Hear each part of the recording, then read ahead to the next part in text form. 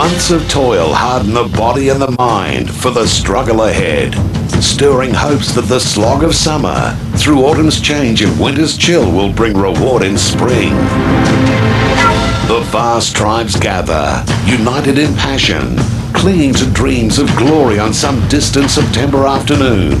More than just a contest, more than just sport. Elation will greet victory and despair defeat. Tonight, it begins where it ends, at the cherished place embedded in our hearts. Two armies, but one triumph. Welcome to the journey.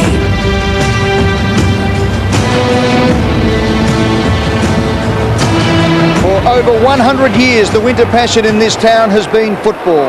From the game that was invented to keep the cricketers fit in the off-season, our only Indigenous game has become the most popular in the land. And tonight, it's the two great inner-city rivals, Richmond and Collingwood, doing it for the 185th time. The Magpies have won 104, Richmond 79 with one drawn.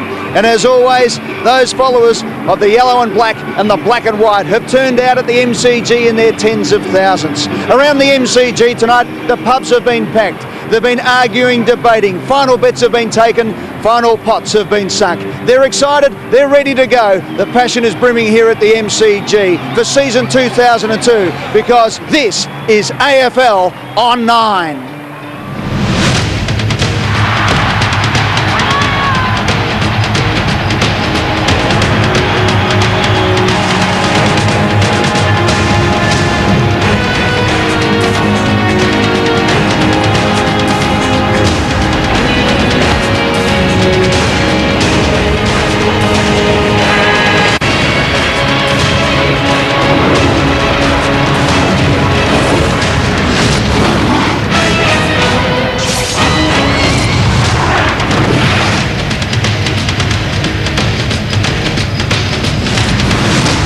And welcome right in the inner sanctum here of the Collingwood Football Club. As you can see in there, the coach's room. There's Kevin Rose, the former president and star player of the club. The door's just been shut. The boys have gone through their warm-ups. They'll be out in a moment. And you can hear Mick Malthouse. Let's get over close to the door as far as we can.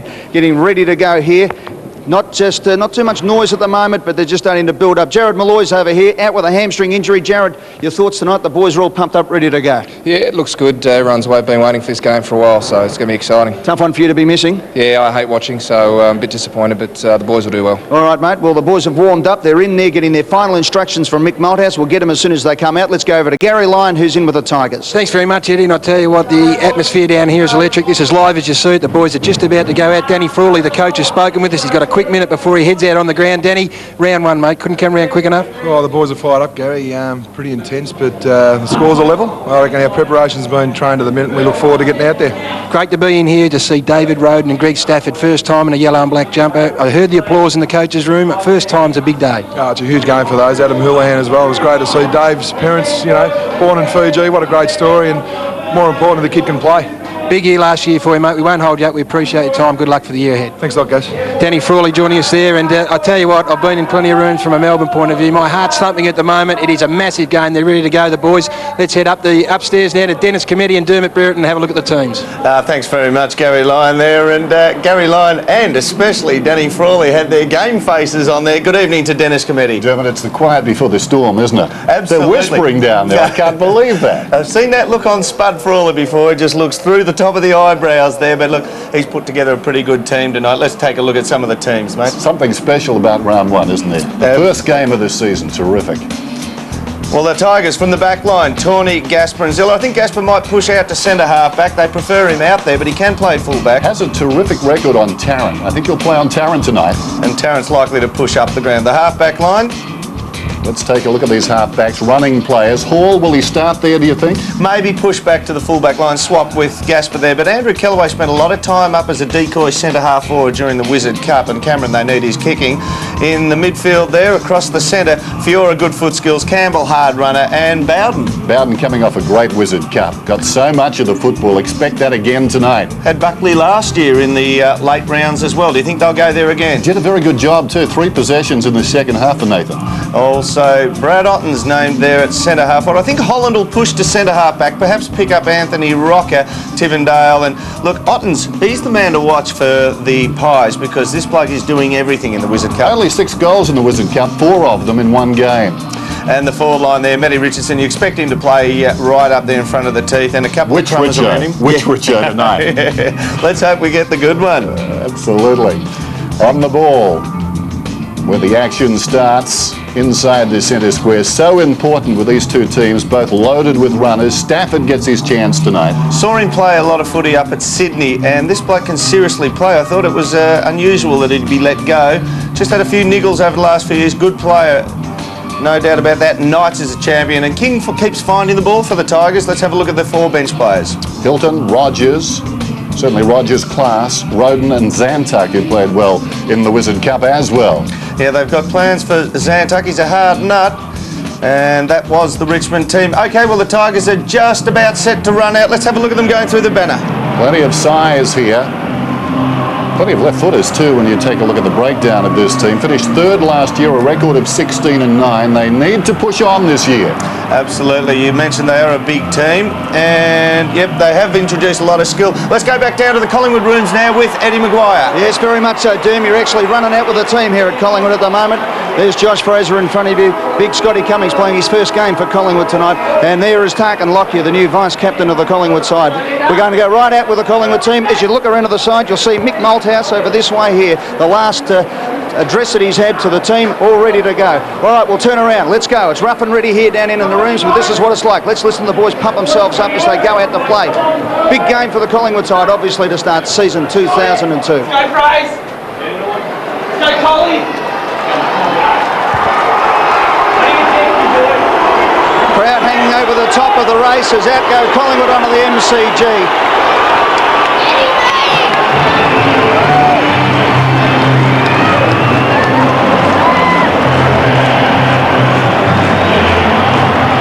Huge atmosphere down here.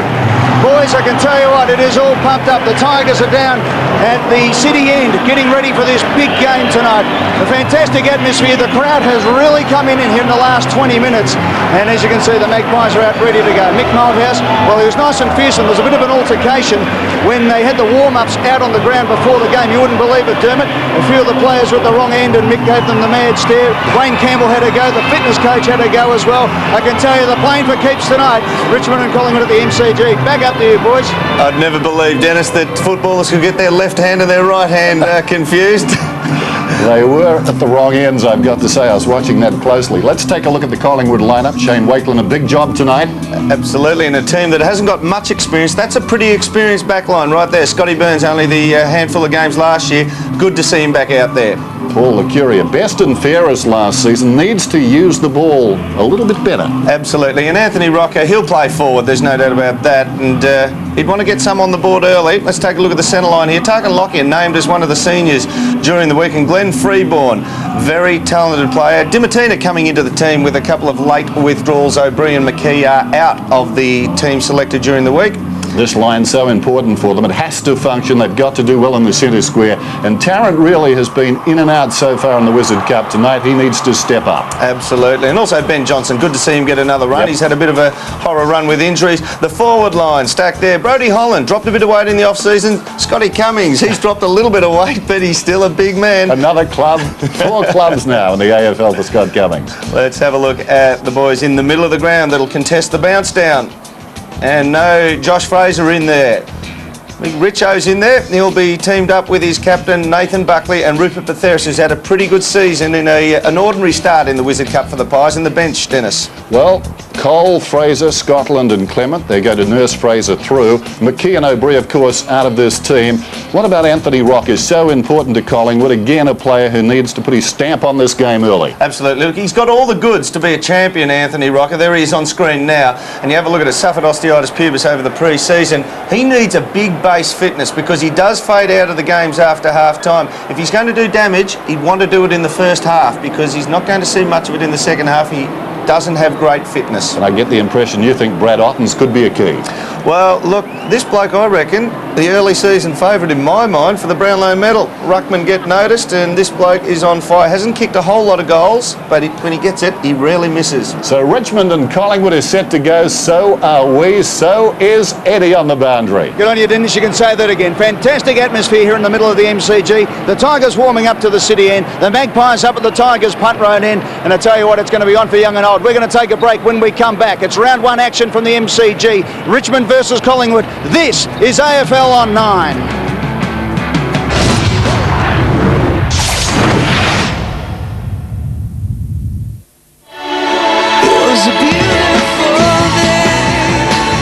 Welcome back to the MCG.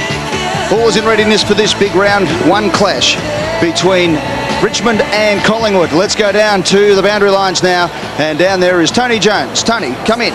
Thanks very much, Ed. Well, this is what they're playing for tonight. The Jack Dyer Lou Richards Trophy, currently held by the Tigers, I might add. Jack Dyer watching tonight's telecast from his nursing home in Camberwell. All the best to you, Jack. Lou Richards and his wife Edna taking advantage of Tiger hospitality, I might add, at the President's Dinner, schmoozing it in the southern stand, if you like. Joining me on the boundary line as usual is Doc Larkins. How are you, Doc? Good, thanks, Tony. Of course, Richmond welcoming back tonight. We've got Darren, Gaspar and Greg Stafford coming back from their shoulder and groin problems, respectively. And Josh Fraser starting on the bench for Collingwood after his much publicised osteitis pubis. The interesting omission tonight is Steve McKee, one of the talls for Collingwood. No injury problems, just not playing. Terrific night coming up. Back to you, Ed. Thanks very much, Tony. Tony Jones down there with Dr. Peter Larkins. The two sides now lining up for 30-second silence to look back on what has been a horror year over the last 12 months of road toll on the Victorian roads. Of course, both teams are sponsored by the Transport Accident Commission. Collingwood with a wipe-off 5. The Tigers for a number of years now by Drink Drive Bloody Idiot. And it'll be 30 seconds. 444 people died on Victorian roads. And when you look at it, that's more people than actually will be running out to play senior football in the AFL over the first round of football. Let's go down to Anthony Mithen as we get set for 30-second silence in commemoration of those who have perished on our roads. Ladies and gentlemen, on behalf of the TAC, the Richmond Football Club, the Collingwood Football Club, I'd like to welcome you here to the MCG for the start of season 2002. And with the Easter break upon us, what better time to spread the TAC message, saving lives on Victoria's roads. Last year, Victoria recorded its worst road toll in a decade. A total of 444 lives were lost in fatal car accidents. The majority of these could have been avoided with speeding, drink driving, fatigue and recklessness, the main causes of the fatal collisions. A further 6,376 people were seriously injured. And so, while you want to enjoy the game tonight, Richmond and Collingwood urge you to avoid risk on the roads this Easter. Both clubs now ask that you stand and join them in observing 30-second silence to remember the 444 lives that died on the roads in 2001. Please be upstanding, ladies and gentlemen.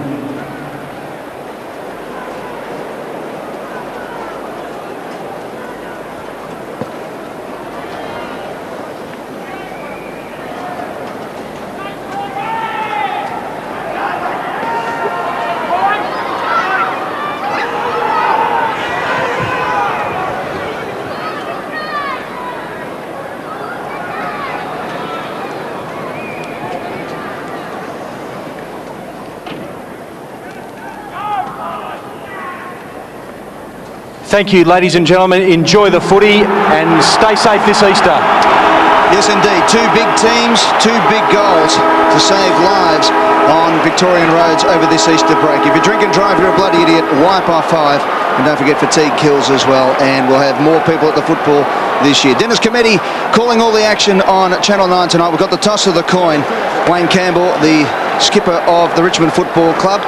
Nathan Buckley, both business partners with an internet business these days. The two captains, Bucks and Cambo, as we see the toss of the coin, and it has been won by Nathan Buckley, who will kick to the punt road end in this opening term. So left the screen if you're sitting at home. Punt road end for those who have been to the MCG. Dennis, welcome aboard. It's going to be a beauty. Thanks, Eddie. Not much communication between the two skippers there. No, exactly. They're just a grunt. Not logging onto the fitness.com or anything like that. Garry Lyon, Dermott, Brereton.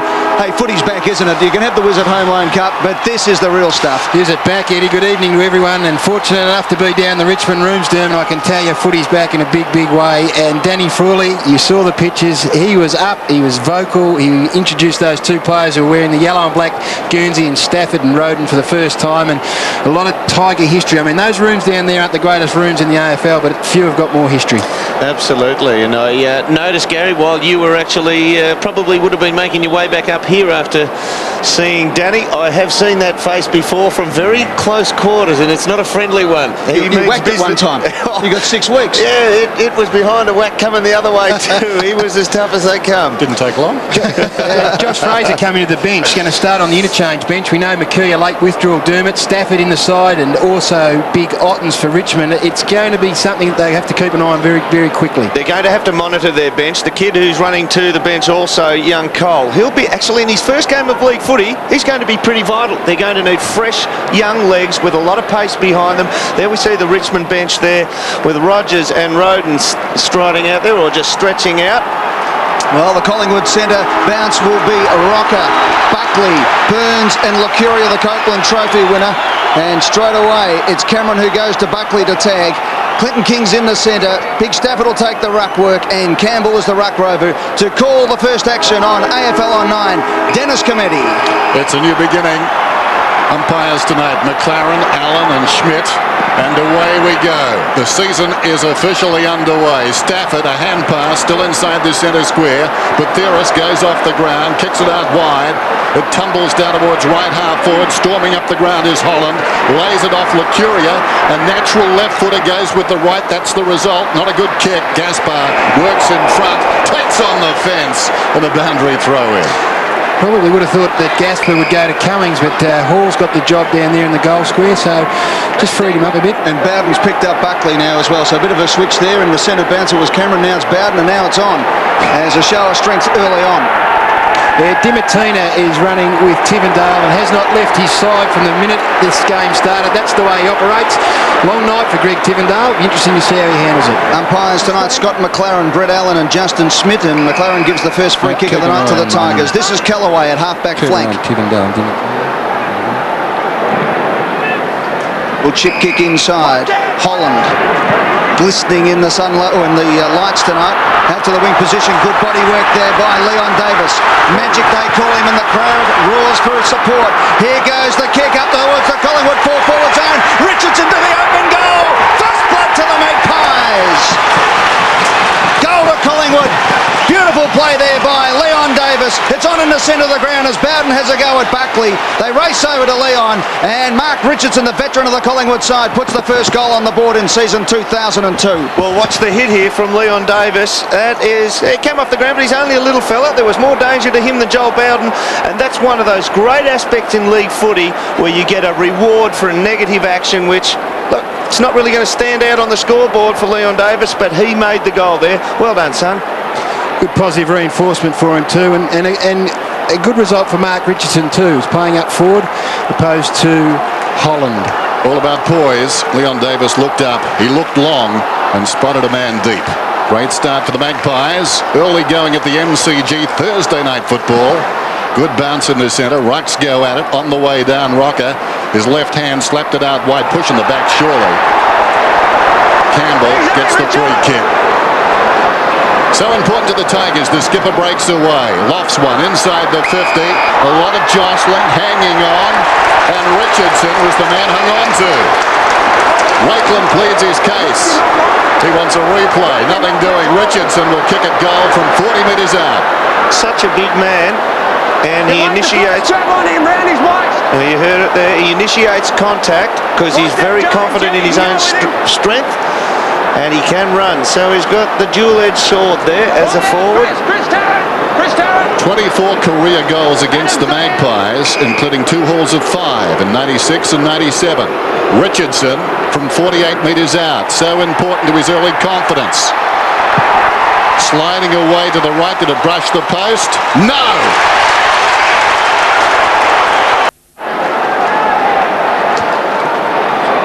Coming up to the 4-minute mark of this first term, it's a goal apiece. Richmond and Collingwood back in the centre of the ground.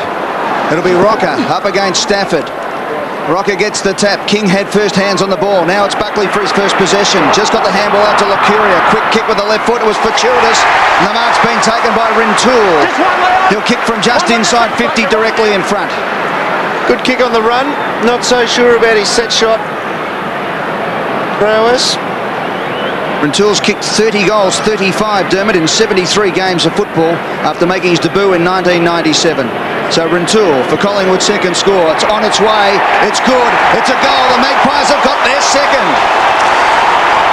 Well, every junior footballer around Australia would have had a coach say to them, play in front, son, and you'll get some opportunities that you may not otherwise get. And that was simply the case there. The clearance out of the centre, it wasn't pretty. The good players get their hands on it often enough. Buckley just forced it forward, and it was a scrubber of a kick from Krakouer, but that's the advantage. Chad Rintoul takes front spot, and things fall your way. It's an amazing player, Nathan Buckley, isn't he? Look, there's no rhyme or reason in a football terminology why he should have got on the end of that ball, but he does. The good players just smell the ball and they find out where it's going. Collingwood by 6 points. Straight kicking, the essence so far. 2 plays 1. There's the bounce. Stafford and Rocca. This is Burns at their feet. Hurried kick. Gaspar comes back, made to earn it. Plays on immediately. Aided by the Shepherd, swings it out very wide. It pitches in no man's land. Well done by Houlihan. Got it away. Rogers. Campbell under pressure. Floats one very wide. It bounces just inside the field of play and trickles out. Gaspar got the job on Tarrant, so obviously rated highly. Tarrant trying to keep Gaspar wide, but he's a smart player, Gaspar, knows the angles and was able to get inside him. You can see Knights just coming on for his first run for the Tigers tonight. Interesting, that matchup you were talking about, Gary. He took only 3 marks against Richmond in 2 games last year, Chris Tarrant. Dimatina out of defence up towards the wing. There's that matchup again. They battle man on man. Tarrant, harassed, goes to ground. Krakouer falling to the ground. Johnson with nowhere to go. Out of bounds, boundary throw in with the Magpies up by 6 points. Pulling a few tricks, the Pies already. They've pushed Nathan Buckley forward. And he's about 50 metres to the left-hand side of screen. He's taken Joel Bowden away from the middle here. Yora's just stuck out the back for the Tigers. Leon Davis in a mismatch up forward, and here it comes as Houlihan has a bounce and runs to centre wing. The lead comes from Sziller. Decides not to worry about it. Now he goes looking for Ottens. Ottens has got the set and the mark. Beautiful mark. Good play by Houlihan. Held his kick, waited until Ottens ran to the goal square, and he was too tall and too good for Prestigiacomo. He'll line up 15 metres out directly in front. And I'll go, Adam Houlihan is a super intelligent footy player because he did have the poise to hang on to the ball. He knew that he made Brad Ottens run back to goal, Dermott, by carrying it that extra 5 metres. Ottens led short and said, no, he's not going to kick it. That means he's got some time, and almost forced him back.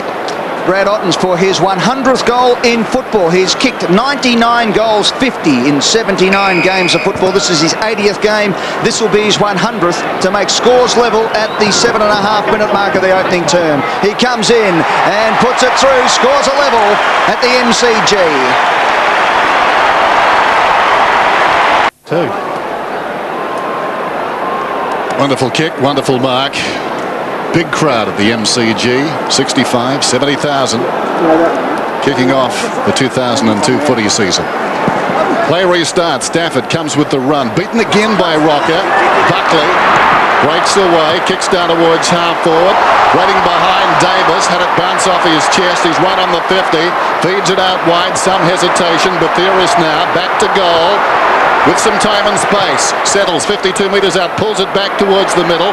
Richardson in front, Dimatina, interesting. Sziller goes to ground. Cameron stood his ground, got the hand pass away. Loose ball, a chance for the Tigers under extreme pressure. Down went Knights, Tawney hits for the boundary line. Whistle on play, it's coming back. A free kick to Richmond, no advantage there. It'll come to Knights. Gee, I thought Brodie Holland was scragged when he went for the mark earlier. Taken with the flight of the ball there. Bit fortunate there for the Tiger defenders. So Knights wobbles one out, but good enough to Stafford for his first kick for the Tigers. The former Sydney Swan, originally from Lane Cove up in Sydney. Right there, Josh. A big Stafford. Fraser on for Collingwood, Rocca off for a breather. Both suffering from osteitis pubis over the summer. Good player, this fella. So Stafford with Fraser on the mark. Comes in. Hoiks it up in the air, looking for Campbell, who flies unattended and takes the mark. Read it better, got in front of Krakouer. Poor result for Collingwood, Eddie. They should have done better than that. Campbell kicks up, looking for Houlihan. Kept his eyes on the ball, got a free kick. It'll go the way of the Tigers. They are determined to keep Brad Ottens close to goal, which is a bonus, of course, because of how dangerous he is. Gaspar. Look at this. Gaspar's been left on his own.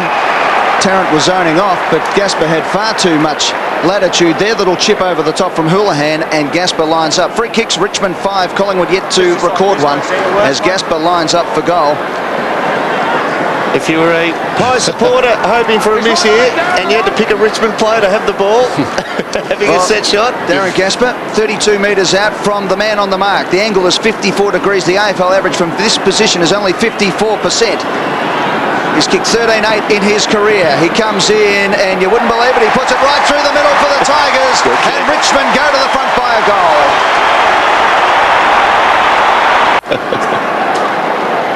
You'll enjoy telling the forwards about that one, Darren Gaspar. The margin is 6 points. Tigers on top for the first time. Play restarts. Collingwood generally have done well inside the centre square. Campbell going nowhere. Immediately drew a crowd as we go down to the dock. Yeah, it was Leon Cameron, interesting, just having his jaw and teeth checked a minute ago. Took a very heavy hit onto the jaw. They were just excluding that he hadn't cracked the jaw, but he's a bit sore, but he's still out there. Another bounce alongside the centre circle. Stafford locks up with Fraser. No decision from the umpire. Laid down into the path of King with ample time. Interesting kick though. Showed plenty of it to Tarrant. Tarrant still going. Crowd wanting a free kick. Aided by a Shepherd. Tarrant lays it off. This is Burns. Needs to kick and does. Probing kick inside the 50. Richardson. Fiora leads back in the race. Deep in the back pocket. A natural left footer. He sold himself into trouble here. Goes by hand while they get away with it. This is Houlihan. Took it from Tawney. Kicks towards midfield. Low down the tumbling mark is taken by Stafford. Tigers on top by 6 points. Stafford wanting 50. Nothing doing. Fraser stands the mark. Breaking hard. Tivendale into space. Wheels around onto that left foot. Well worked out by Knights on the mark, and the mark is taken by Richardson. Hits the ground, fires a goal, and he's got it. Well worked by the Tigers. That was very clever, particularly the blocking by Knights on the man on the mark, enabling Tivendale to cut away to his left side. I'll tell you what, you go into this game when you see McKee's out and Fraser's had an injury interrupted preparation, and you know that Richmond are the best contested mark team in the competition. Well, marks at this stage of the game, 10 to Richmond and 2 to Collingwood. They are dominating the air. Ottens, Richardson and Stafford looking extremely dangerous. That was great sight on vision there, wasn't it? I mean, sometimes when the ball's coming in relatively flat and you're caught behind your opponent, you panic and you might try and put a boot in his back to shove him forward or something like that. Richardson read the flight of the ball perfectly. Richardson, Ottens and Gaspar, the goal kickers. Richo's had 2 and all over 6'3", boys, in the old scale. Out of the centre break, it was Burns who marked for Collingwood to Freeborn, who goes to the outer side. It's a wobbly old kick. Clement has got the job ahead of him. It bounces nicely for him though. Usually a good disposal. Clement hits Betheros on the chest at half forward. Kept running, did Clement. He kicks inside 50. Holland's the man who needs the mark. Got his hands to it, couldn't hold it. Down to Rintoul. A high up and under towards the goal square. Tarrant is the only man there for Collingwood. He brought it to ground. Here's Brodie Holland trying to crash through. He's tackled high. No, says the umpire. Play on as Gaspar goes backwards to Cameron. The pressure is enormous down there, and Knights concedes the behind, the first of the night. It's Collingwood 2-1-13. Richmond 4 goals straight, 24. It's the Tigers by 11 points. We've played 14 minutes opening term. Been composed in the back half, Richmond. Fiora, I like the look of Fiora down there, Dermott. He just backs himself. He's got good leg speed. Playing on Leon Davis at the moment. That's what's ahead of him. Leon Cameron. Most times his safety kick is to the left-hand side of screen here, short and left, predominantly for the Tigers. Told to hurry up. Ignores the advice from Dermott and drives it out wide towards the outer side. Richardson soccers off the ground, back inside the 50. Tawney with dash, did nicely. This is Hall, agile for a big man, to Tawney again. Awkward kick. King at half-back, sends play back towards the outer side wing. Going with the flat of the ball, Ottens. The 2 Tigers stayed on their feet. Surely Knights was taken high. Play-on's the call, and the ball's out of bounds. Well, either one thing or the other, one would have thought. Holding the ball or a high tackle. Now, I think on reflection of that one there, Dennis, he really did duck his head. And that was the indication from the umpire too, Dermott. So good decision, I reckon. Well, we may debate that. Tossed it on the outer side. Ottens. Burns fell over. Lucuria, good shepherd. Bacteris was the shepherder. Lucuria took a while to pick it up. Burns stays off the ball. Bacteris feeds it forward. Richardson kicks inside the 50. And Scott Cummings on the burst. Takes the mark 35 metres out, directly in front. Not sure Scott Cummings could play any other position on the ground, Dermott, but he knows how to play full forward and times his lead so very well. You only need to be quick over 10 yards as a full forward, and if you can read what's happening upfield, you have a chance to get on the end of it. Good kick too, wasn't it? It didn't give, it was right in the channel. There was no loft on it, and he just kept sprinting out and trusted the disposer to hit him lace out. Coleman medalist back in 1999. Should kick this. Margin currently 11 points. It's now 5. You can kick it. Back at the MCG, Scott Cummings with his first kick for Collingwood. Kicks a goal, 3-1-19 to 4 goals straight 24. It's the Tigers by 5 points at the 17-minute mark of this opening term. Rocca back on, Fraser off for Collingwood, and Rocca gets the tap down to Lucuria, the Copeland Trophy winner with his 5th disposal. Kicks it to the forward 50. They all ran underneath it. It was Cameron at the back for the Tigers. Holland rode the bump beautifully for Collingwood. Conceded ground. Back it goes to Tarrant. Tarrant looks up. It's a high up and under. No one to mark this one. Up goes Buckley. Fall of the ball. The Tigers get it. Out to the wing, it's 3-on-1. Prestigiacomo stands underneath King and takes a strong mark. Handball straight away to Burns. Could have put his teammate under pressure, but Burns had enough poise to find Clement in the middle of the MCG. Clement looks up, only one player to hit, and he does. And that's his former West Australian mate in Chad Rintoul. Rintoul quickly up forward. Out came Cummings. It was punched away by Ray Hall, and the Tigers clear. All around the outer side. Richo, how will it bounce? Awkwardly, had to wait. Wakeland got him. Crowd want ball. Boundary throw in. Not as quick as he used to be, Matty Richardson. 2 or 3 years ago, he'd have left Wakeland in his wake. But he just didn't cover the ground all that quick. Got to say too that Chris Tarrant is just out of sorts at the moment. He's not finding it. Richardson from behind. Richardson. Take your pick. It was won by Richardson. Knocked out of there by Rogers. Burns did well. Looking for Richardson. Whistle. Free kick to the Tigers. Out of left half forward. Clinton King now! Clinton King! That makes 10-4 in favour of the Tigers in free kicks. Interesting one. No! This is Holland. Come on! 2 metres, keep coming! Voice of Scott McLaren. Oh, look at this cracker. 40 metres out.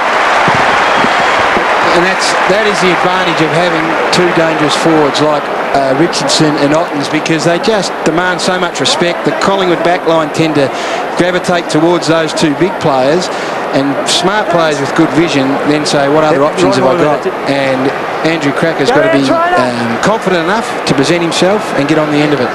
I might have to turn the lights up over my desk here. It's 10-4 inside 56 zip in favour of Richmond free kicks. Likes to work it right to left. Starts it out to the right. It's bending back. Not enough. It's the first blemish for the Tigers. 4-1 plays 3-1. A young Andrew Cracker with his first kick just missing. Buckley from fullback for Collingwood. Good zone set up by Richmond. Getting away was Johnson. It was a dodgy one. It was intercepted beautifully by Richardson over the top to Rogers. His kick was smothered by Prestigiacomo. A little bit of Cracker magic in there. Opened up where there was no room at all. Here's the Tigers. They've got a chance again, but Clement goes in for Collingwood. Bacteris thumps it wide, but it's going to come straight back. Richo again outside the 50-metre arc, looking for the handball off. The left-footed Knights looks up forward, and look at that. Cracker's all on his own again. He takes the mark of the line up 55 metres out on a 45-degree angle. Well, just too much time there for Matty Knights. He just measured that perfectly. And if we just went back a little bit, I'd look at the Collingwood kick in there. They have a secondary huddle. The Collingwood boys, when they kick the ball in after a point, at centre half forward, 100 metres away, they have 6 men huddle. Used to be the huddle used to occur at centre half back. Let's have a look at this angle here, and he should have gone to school on the last one. He didn't hit it properly. If he hits this right, it's through. So the reverse angle here as Andrew Cracker comes in to the city end. He bends it right through the middle this time. Right under Andrew Cracker, his first goal in football, and the Tigers pull away. Goes without saying, Collingwood need the next one. 5-1 plays 3-1, but the signs aren't good. Tigers getting free inside their 50. They're looking ominous. Ottens goes up, directs it down, follows through, dragged off it, held a long time in the tackle. Dimittina slides in, going nowhere, and the umpire wants it. The centre breaks are well and truly going in favour of the Pies at the moment. So that's one thing they've got happening for them. If they can capitalise on that and at least put some pressure on the other end. Ottens waits. Rocca collides with him. Knocked down by King. Interesting kick from Tarrant. Helped on its way by Dimittina down towards half forward. Holland concedes some ground. Plenty of height on it. Torniated by a good Shepherd. Kicks down towards half forward. Danger again. Collingwood in trouble. 2-on-1. Matthew Knights. They're queuing up in the middle. Vision. Ottens has got it. 30 metres out. Matthew Knights, I mean, took a bit of a risk. Took a bit of a risk by, when there was a bit of a stop play in the middle of the ground, he pushed forward. Tarrant Lockyer also took a bit of a risk and said, well, whoever wins the ball, he's going to find himself in space. It went Richmond's way. Knights was in space, probably 30 metres on his own. And as I said earlier, you give him time and room, he will inevitably hit a target. Ugh. He actually miskicked that. It's still almost... I would say it was just about lace out. Let's have a look at Brad Ottens. A beautiful kick here. 29 metres out, 2-degree angle. AFL average 84. His probability 94% of kicking this. Beautiful off the boot.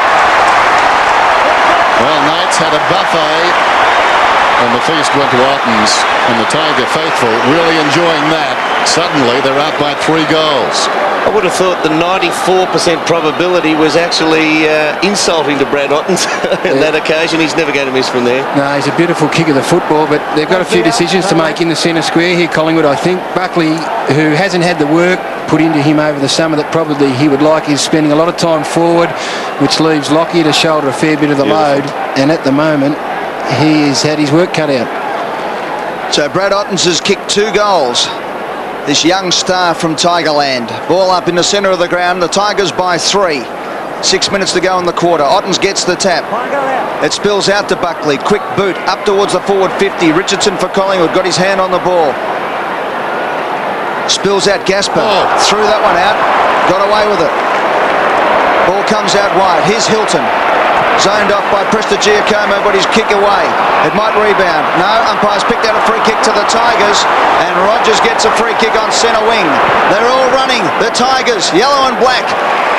Wave after wave down forward. The mark's taken by Tivendale. Wheels around onto the left foot and thumps it long to the goal square. Up they go. Big pack flies. Rocca's there. Krakouer crashes through for the Tigers. Rocca on top of him. And we'll have a ball up. Gee, Andy Krakouer, he's not a star yet, and look, he might never become one, but he's definitely got something. He almost glued that in the left hand as he ran past that. That's the top 5 possession getters, and no surprise that 3 of them are Tigers. Krakouer, who kicked 3 goals last year from his 3 games, has kicked 1-1 in season 2002. Over the top it goes, as easy as you like. Richardson puts it through for another goal to the Tigers. Gee, you just got to wonder, don't you? Wakeland on Richardson there, at a ball up. It's, what, 12 metres out from goal. He's already kicked a couple. You got to touch and feel these blokes. Can Stargo, Shane Wakeland. Well, let's have a look at this. Watch Richardson just drop out the back here. Wakeland goes to the pack. You just can't afford to do that in that situation. Mick Malthouse would be filthy with that, and he's played enough footy, Wakeland, to know better. Yeah, that was great vision there. It showed Wakeland watch the ball, nothing but the ball, and gravitate towards it. 2 possessions for Joel Bowden. The second very telling, that hand pass to Richardson in the goal square.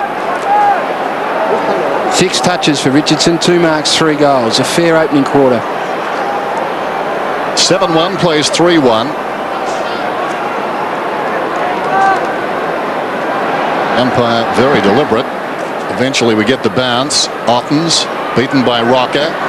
Lockyer, Prestigiacomo hooks it down towards half forward, working in front. Fiora juggles the mark. Everything falling into place for the Tigers. Fiora, the youngster, across half back. Pulls the kick slightly, setting it up for Ottens, the big man, who has checked in his approach to the ball by Dimittina. He's a bit stiff there. Dimittina had no thought of playing the ball. This is Tarrant inside the centre square, but the ball must come back. Well, Collingwood crowd cheering the free kick, the first for the night there. 7-1 the frees. Off his step. Well, lazy football. Campbell steps around a Magpie.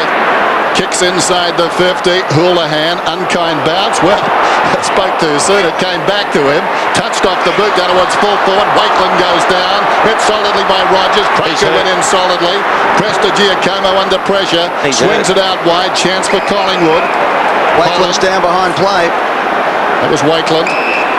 Still on the ground. The trainers are out there now. Meantime, Buckley has it close to the boundary line out his side. Wakeland on his knees. 43 plays 19. Lucuria back towards the middle. Spots Richardson. Cracker got there in time. Knocked it away. Tivendale. Nicely done. Campbell feigns a hand pass. Has the poise. Kicks inside the 50. Well, Richardson, his man coming up the ground in the hands of a trainer, will line up at his fourth goal. Dennis, you'd also have to ask a question now of some of the smaller Collingwood backs who saw that Wakeland was down for probably 20 seconds. There's the incident. Good hit and shoulder by Rogers.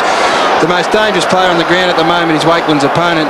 That's where awareness comes into it. You have to be screaming at someone to come back and grab Richardson at some stage. He's the last bloke on the footy field who you want standing on his own. Well, he's firing at his fourth. A clash of heads between Matthew Rogers and Wakeland.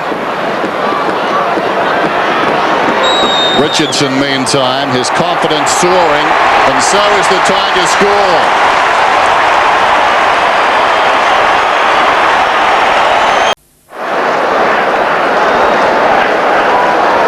Welcome back, and the Tigers are 5 goals clear with 3 minutes to go in this first term.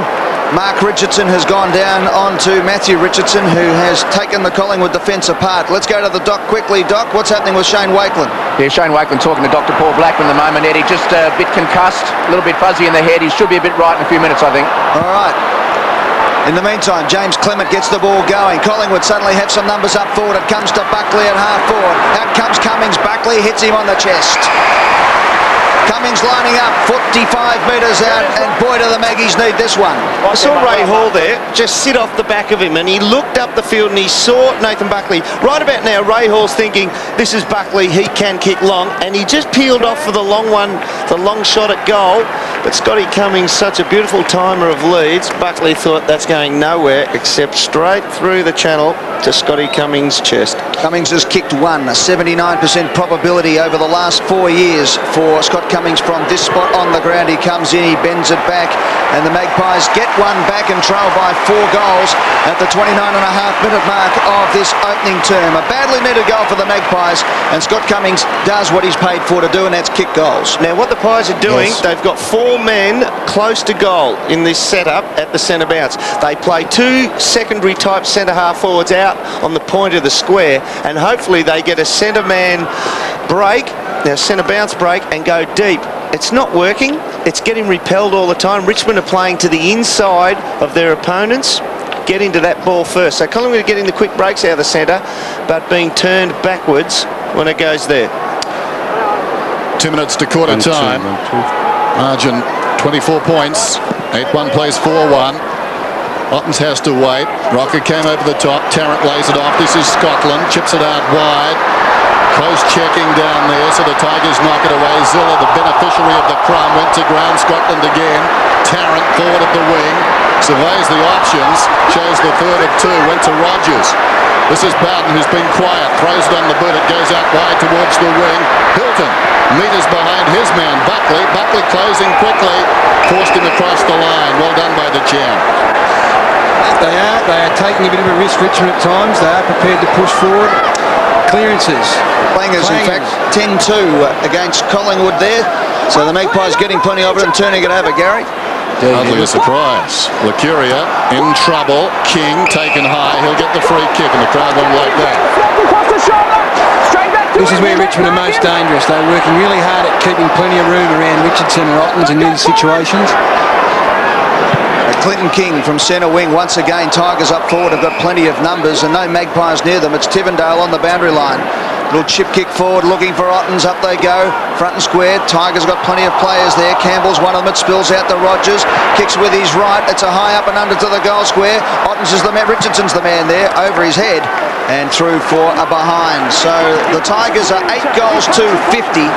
Richmond are 4-1-25. It's 25 points the difference, and as you can see there, 58 seconds to go in the first term. Just saw Richo grimacing. He's on 16-goal pace at the moment. 6-2 has become 7-2, has become 8-2. It's just blown out. And the margin, 50-25. So double in the pocket, Dimitino. The bad news here too is, in the Wizard Cup, if that's anything to go by, Collingwood get worse as the game goes on, and Richmond have been getting better. Josh Fraser up towards half-back.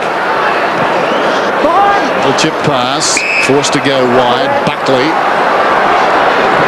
out against the boundary line, sends it up towards the wing. Richardson the target, Holland waiting behind, swings the hand pass wide. King had stayed off the pack. Fiora comes across the ground. Rogers, can they get their ninth? Rogers finds Tawney pushing up the ground.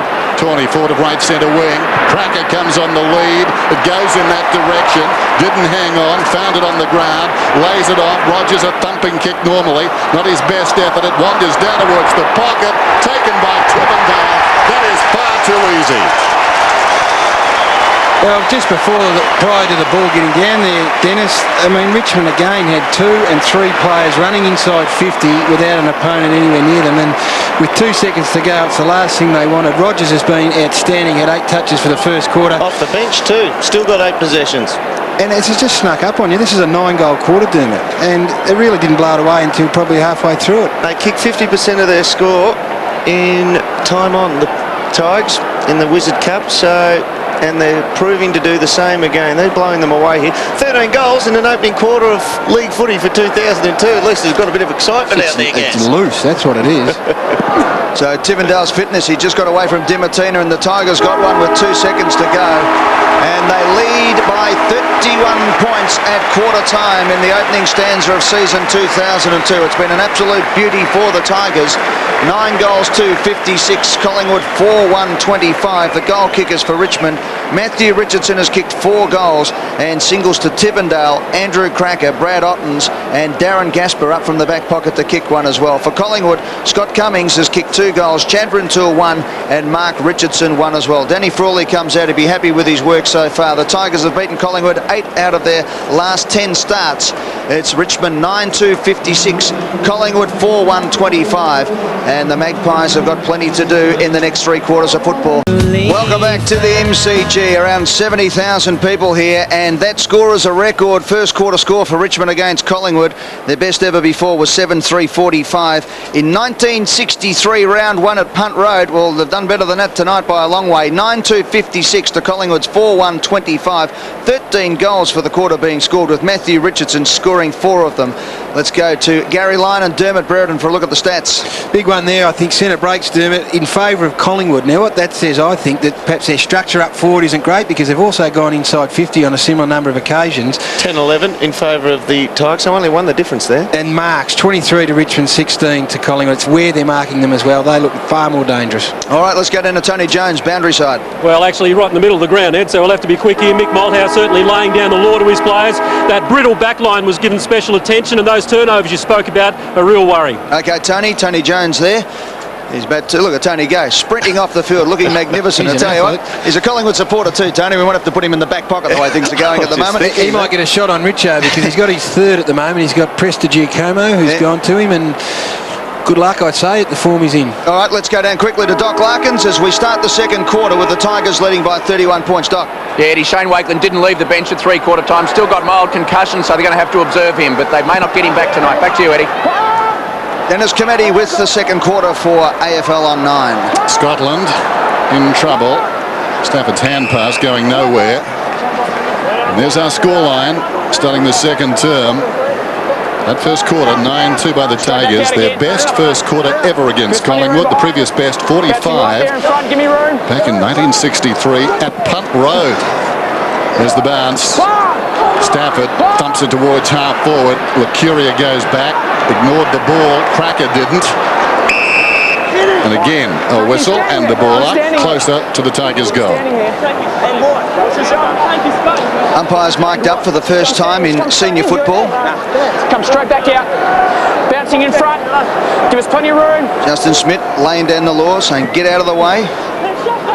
They do so. Buckley does the ruck work against Stafford. Buckley does all the work against Richmond, but it's Knights who grabs the ball. Stafford gets the good handball out. Here's Bowden on his favourite left foot. He puts it out in front, and Rintoul takes the mark again. He's kicked 4 and will line up from about 40 metres out at a stretch. Make that 45 now as the umpire places the mark. And Richardson is having a birthday out there on the MCG tonight. I'm staggered that Stephen McKee isn't in the team. And perhaps he does have a niggle we don't really know about, because they are one ruckman short the Pies. You saw Nathan Buckley have to go up for that contested tap out. Now, sometimes that happens just because you're there and the ball bounces that way, but he was the tallest bloke. Well, the reason it was because Anthony Rocca dropped back into the hole. Now, there's a less than 50% chance from here, Matthew Richardson, which probably might even flatter him, Dermott. Except he's hot tonight. Don't worry about that. Richo lines up for goal for the Tigers' 10th. From just inside 50, pushes it to the right-hand side. Up they go. Ottens almost took the mark. Now it spills over the line and out of bounds. We'll have a throw in. Danger zone deep here. in the forward line. And Dermott, you said danger zone because this is like a centering kick sometimes, the throw in from this position. Absolutely. It's only about 5 metres from there. You'll see it there. Look where they're space. Watch the back of it. Plenty of space goal side. Thrown in. Rocca clean possession. Wrestle to the ground. Houlihan battling with his teammate. That was Bowden. Rocca in trouble. Tivendale going nowhere. Buckley had the footy, lost it. Rocca somehow got the ball to support Scotland. Nicely done. Chips the ball. Lockyer. Lucuria. A peek in the rear vision mirror. Now he breaks away. Around the outer side he goes. A couple of bounces. Probing kick down towards half forward. But Theoris going back with a flight of the ball. Showed courage. Hit the ground running. Gets the hand pass away. Well, he's not too dexterous down there, is Scotty Cummings. Not the place to hand pass at his feet. Little suggestion there from Scotty. I tell you, Greg Stafford is having a big say in this game. He's been terrific and worked super hard back into the hole in that situation. Didn't get a stat, but he's a big figure. Well, in fairness to Bathiris, Cameron got a hand on that. Scotty trying to milk a free kick. Oh, no. Campbell to the groans of Dermott Brereton. Hand passes in front of himself, but Collingwood have got the numbers around the footy. This is Davis. Working towards the boundary. Pulls back towards the middle. Accelerates away. Kicks inside the 50, but straight to a Tiger. Tawney coming up for his 8th possession. He's been very good. So Tawney deep in defence. And once again, plenty of Tigers on offer. Stafford takes the mark. Defensive 60 on half-back flank. Calls for Richo to run. Puts it out in front of him. Prestigiacomo goes with him, but Richo's too good. Kick was a beauty, wasn't it? A 6'7" ruckman. He's put that lace out. Richardson bombs it up. Richardson for Collingwood thumps it away, but the umpires picked out a Tiger free kick and called play on. Tivendale's called the go on again into an open goal. And it's another one of the Tigers. 62 plays 25, early going second term from the MCG Thursday night football season's opener. Got the Tigers and the Magpies. Well, at the moment, just the Tigers. Rucks go at it, slapped forward by Stafford, chopped off. The high ball from Clement floats down towards half forward. Awkward bouncing ball. Davis under no pressure. Rintoul 55 metres out, chips for space. Cummings, certainly their best forward. The most dangerous player, deep in attack. He's taken this mark. It's about 35 metres out, 45-degree angle, and normally a very good kick. Now, I know in history it would show that I've been pretty critical of Anthony Rocca in the way he plays the game, and he hasn't got much base fitness, but he's just walked out of the centre square now to the left of screen. They need him to stand up. Scott Cummings, his best efforts against Richmond, 4 for Port Adelaide, 3 for the West Coast Eagles, and 6 for Essendon.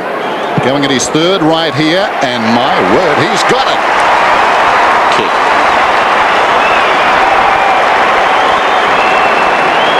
Well, they've been in a bit of trouble without Scotty Cummings. I mean, he looks to be the only one who seems to be dangerous up there, and this is at the situation, because when I look down at that Collingwood forward line, Dermott, doesn't really inspire me. So from a Richmond point of view, now's when you take a bit of a chance. If you're on an opponent who you think's not super dangerous down there, we'd start to edge your way over towards Scotty Cummings, because they will be very much Scotty Cummings focused from this point on, I would imagine. Having to lead out wide too, because there's a lot of numbers in the Collingwood forward line. Richmond just pushing back there.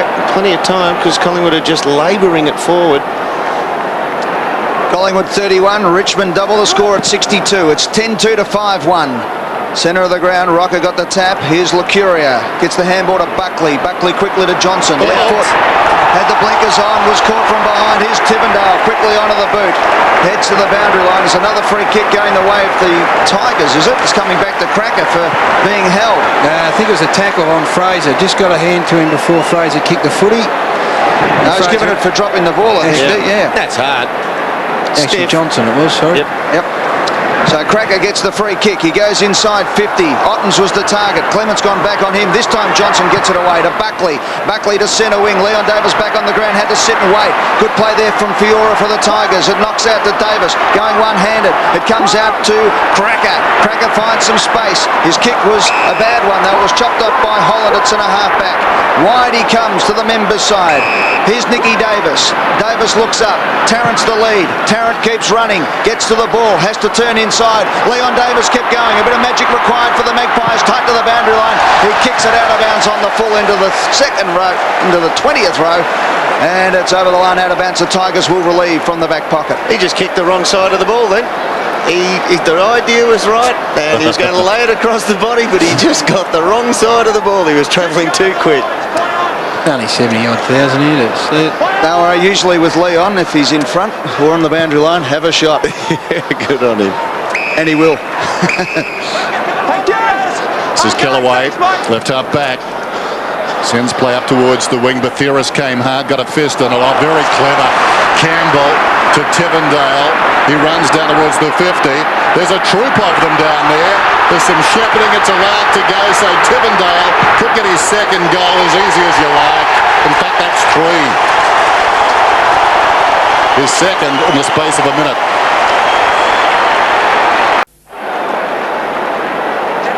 Let's have a look at this Shepherd off the play as Tivendale ran down. What do you reckon, boys? Yeah, a bit of an act on it, but worth a look at. I reckon he probably didn't make enough of an attempt to go the man at ball carrier. Back in the centre of the ground. Obviously, the Magpies need to get a couple to get back anywhere near this game. The Tigers are all over the Pies at the moment. 37 points the difference. And here go the Tigers again. It spills out to Knights. Knights looks up, kicks it long. Clement is the man against Otten. Does well, Clement. There's Holland, in fact, fighting for the ball. Clement still goes. Umpire calls play on. James Clement kicks it out wide. And a beautiful mark taken there by Jason Tawney in front of Richard Cole in his first game tonight. Tawney concedes ground to Cameron, who's a beautiful setup of the ball. He kicks it up, looking and finding Ottens. The Twin Towers are taking Collingwood to the cleaners tonight. The 10-minute mark of the second term. Ottens will line up for the Tigers' 12th goal. It's just the script is running perfectly from a Richmond point of view, and it's probably the way that you'd think it would pan out. Anthony Rocca just can't get back into that hole. I mean, he's trying to sit back there and help out with the big fellas, but he can't get there. And there's too much time and space through the midfield for the Richmond boys to deliver, and these blokes are in pretty rare marking form. Third mark for Brad Ottens for the evening. 78% probability from this spot from the last 4 years of football for Brad Ottens, who made his debut back in 1998. He comes in for his second goal and for the Tigers' 12th. 37 points the difference. It is now 43 points the difference, and the Tigers are starting to massacre the Magpies at the MCG. They're just falling down with big men, and their little men now are starting to follow suit. They just haven't got enough big men at the moment, Collingwood. They're getting... You made the call before about Stafford. I know he's not doing anything at the moment, but his presence, and then you get on the end, Richardson up forward. You've got this fella pushing forward, right, and there, now they've got sorry Ben to jump Holland. in. Right there, that is what Stafford's doing. He might not be getting that much of the footy, but he's allowing that bloke to stay around. That other guy who's got 12 on his back, and he might be the recruit of the year, Stafford, if he could stand up. So many targets for the Tigers up forward. 12-2 plays 5-1. Rocca had to wait for the bouncing ball. Bowden, nicely done. Gaspar peeling off, kicks it down towards half forward. Here comes Richardson, unkind bounce. Freeborn slaps it back towards his defensive goal.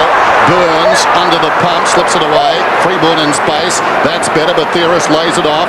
Johnson breaks from half back, kicks to half forward. Storming up the ground, down there is Rintoul, had it knocked away by Zantuck. The crumb falls to Knights. Fiora.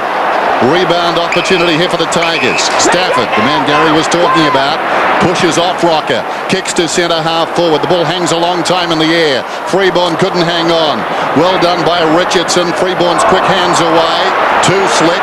Cameron now inside the 50. Comes back to Houlihan just outside the 50. Well, look at this. All the time in the world. Kicks it down towards the kickoff line. Slapped away by Prestigiacomo. All Tigers in front if he can stand up. Ottens. Well, he was stumbling. It's a behind. It was a long way down to the ground for that fella, wasn't it? But again, without wanting to harp, Brad Ottens, who's 6'7", is the first one in to win a crumb. And there was time, Houlihan danced around there for 5 minutes. Nagy's are shell-shocked at the moment. The skipper's got it. Needs to lift and lead from the front. Scotland to Lacuria. Must hit a target. Goes wide out. There's lacking a bit of confidence there as Betheris took off and then had to go back and kick around the corner with the left foot. Tawney holds his spot and takes the mark. Umpire says play on, and the Tigers are lined up again. Here they go. It's like a rugby league run here. Look at this. Knights out wide. There's two of them. Kellaway can give it away to Sziller. Holds his spot, chips it forward. Krakouer. Well, he just watched it in the end. Just lost sight of it, and luckily for Collingwood, Clement was there. Here's Buckley. It's a clockwise football match at the moment. The ball goes towards the outer side. Tarrant's got it. Circle work, Dennis. Amazing, isn't it? One side is dominant, 75-31. Tarrant, high ball down towards half forward. Rocca in front. Good mark. This is what they need, Dennis. They need a dominant player at half forward. That was untidy. At the feet of Davis. Kicks to the pocket. Rintoul on the lead. Thought about going. Flirted with it. Didn't. The umpire insisting that Zantuck come back on the mark. You get one mark, one contested mark from a player playing true centre-half forward for Collingwood, and somehow they get a shot at goal. They haven't had that all night, a contested mark at half forward. Not exactly position A. Rintoul slides it across the face. Cummings missed it, and the ball is across the line for a behind, despite what you're seeing here. Tawney and Cummings going at it. Scott unhappy about something. Meantime, players pass them by as it comes out towards the wing. Houlihan off his fingertips, taken away by Lockett. Boots it back. He's got a sense of humour. Back towards where they were fighting, and Tarrant's been paid a mark. Well, barely held it long enough. That was there, Dennis. He actually made contact with him. I know it's only light, and so he's paid the free, has he? Yeah, and it's not a big, impost on the player going for the ball. But if you watch the player, watch him here, and he watches the player, not the ball, and makes contact. You make any contact when you do nothing but watch the player, you're gone. Tarrant kicks and brushes the post, I fancy. And behind. They can't catch a break. Well, they do lack confidence in their half forwards. They struggling in the Richmond halfbacks, on the other hand, super confident. So when the ball goes inside Collingwood's forward 50, they think they're a fair chance of winning the ball, and the attack forward is overwhelming. Outside 50. This is the first time, I reckon, for the game, boys, that Collingwood have had it in their forward line for any space of time. And we'll have a throw in. 60 metres outside the Collingwood goal, 75-33, as you can see on the screen. We've played 15 and a half. Out it comes to Buckley from 55. He slices the ball up in the air. Nick Davis is the man for Collingwood who flies off the hands of the pack. It falls to Cummings, pushed in the back surely, and they get one, and the Collingwood fans go up because it has been 10-3, and as you can see there, Justin Smith with a sense of humour saying to Scotty Cummings, it's all yours, son. He's playing in front. His team's getting blown to bits, but he's the only bloke who's playing in front. He's a big body, and when you got that bigger backside and shoulders, you block out the view for the player coming from behind, and they're forced to tackle you. Scotty Cummings will line up for goal number 4 for the night. In the most polite way, I mean, he's got the big backside and shoulders. But he's a good kick, and he shouldn't have too much problem here. We'll have a look at it. No need to say that this is a vitally important kick for the Collingwood team tonight. He's kicked 346 career goals, Scott Cummings, in his 123 games of football. He lines up to the city end. Scott Cummings kicks and kicks. Goal number 4 if you believe the cheer squad, but the umpire says it's a point. With a slice. So nothing going right for the Magpies. 2 shots at goal from their key forwards, Cummings and also Tarrant, have resulted in just 2 behinds when 2 goals are desperately needed. Tigers are 12 for 375. Collingwood are 5 for 34. Scott Cummings justifying the gamble. Looking dangerous on the forward line. One of the very few. This is Rogers. Got it from Fiora. Hugs the boundary line to King. Comes back towards the middle. Plenty of Tigers. Not 15's the call. Tivendale goes across the ground. Hall unloads. Long bomb down towards half forward. It'll pitch in no man's land and run on. Ottens was it in the back? Not according to the umpire, who was perfectly placed. The free kick is now going to Collingwood. Tiger fans are happy with it. And obviously so is Ottens. Burns. This is Freeborn. Out of the back pocket. Nobody to kick to. Nobody running hard, creating further afield. Frustrated, he goes for distance. 2-on-1 situation. Well, that really was a kick born out of frustration. Richardson's got it on the wing. You just need the half forward to read that, Dennis, and come up and just offer something. But you can't just kick it there, can you? No. I mean, it was almost giving up. The ball back at the 50. Trying to work it through was Rocca. Chopped off by King. Down towards full forward, up in front, Houlihan. That was Hilton cruising past. Houlihan beat 3 of them. Got it across to Sziller.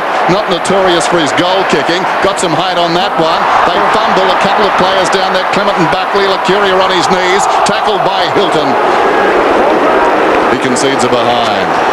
Great effort down there by Houlihan. He's effectively playing full forward at the moment, and they all know their responsibilities, these Richmond blokes, so they do tonight.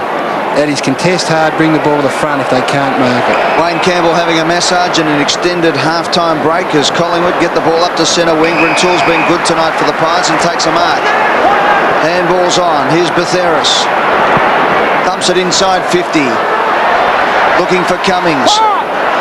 Hard for him when it hits the ground. Ray Hall's there for the Tigers. Cummings goes again over the top looking for the free kick. Knights has got it. He's caught. He threw it away. And the umpire says throw it in, boundary. And it'll be a throw in about 35 metres out from the Collingwood goal. We've played 19 and a quarter in this, the second term. There's the top 5 disposals. Buckley's got 12, Tawney 10 and Tivendale. Betheris 9 and Knights 9. Throw in. Lacuria trying to get the handball out. Davis paddles it forward. Tries again. Davis! Davis! Goal!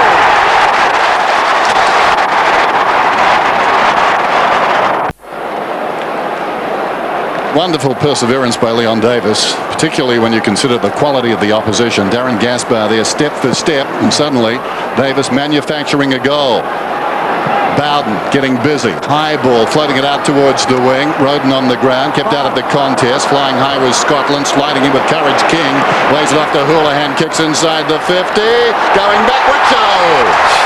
Well, at that bounce down, Dennis, there were 7 Collingwood backmen, and Richmond ran another player forward to match him up. So they played 7 forwards from the bounce down, the Tigers. 50 metres. It's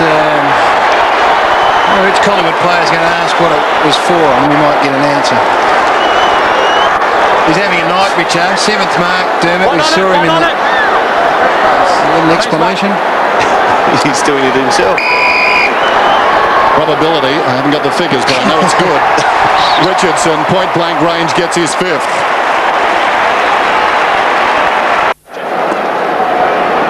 Welcome back. Matthew Richardson has 5 goals with 5 and 43 seconds remaining on the clock in this second term. The Tigers 13-4, Collingwood 6-4. It's 7 goals the difference. 42 points back in the centre.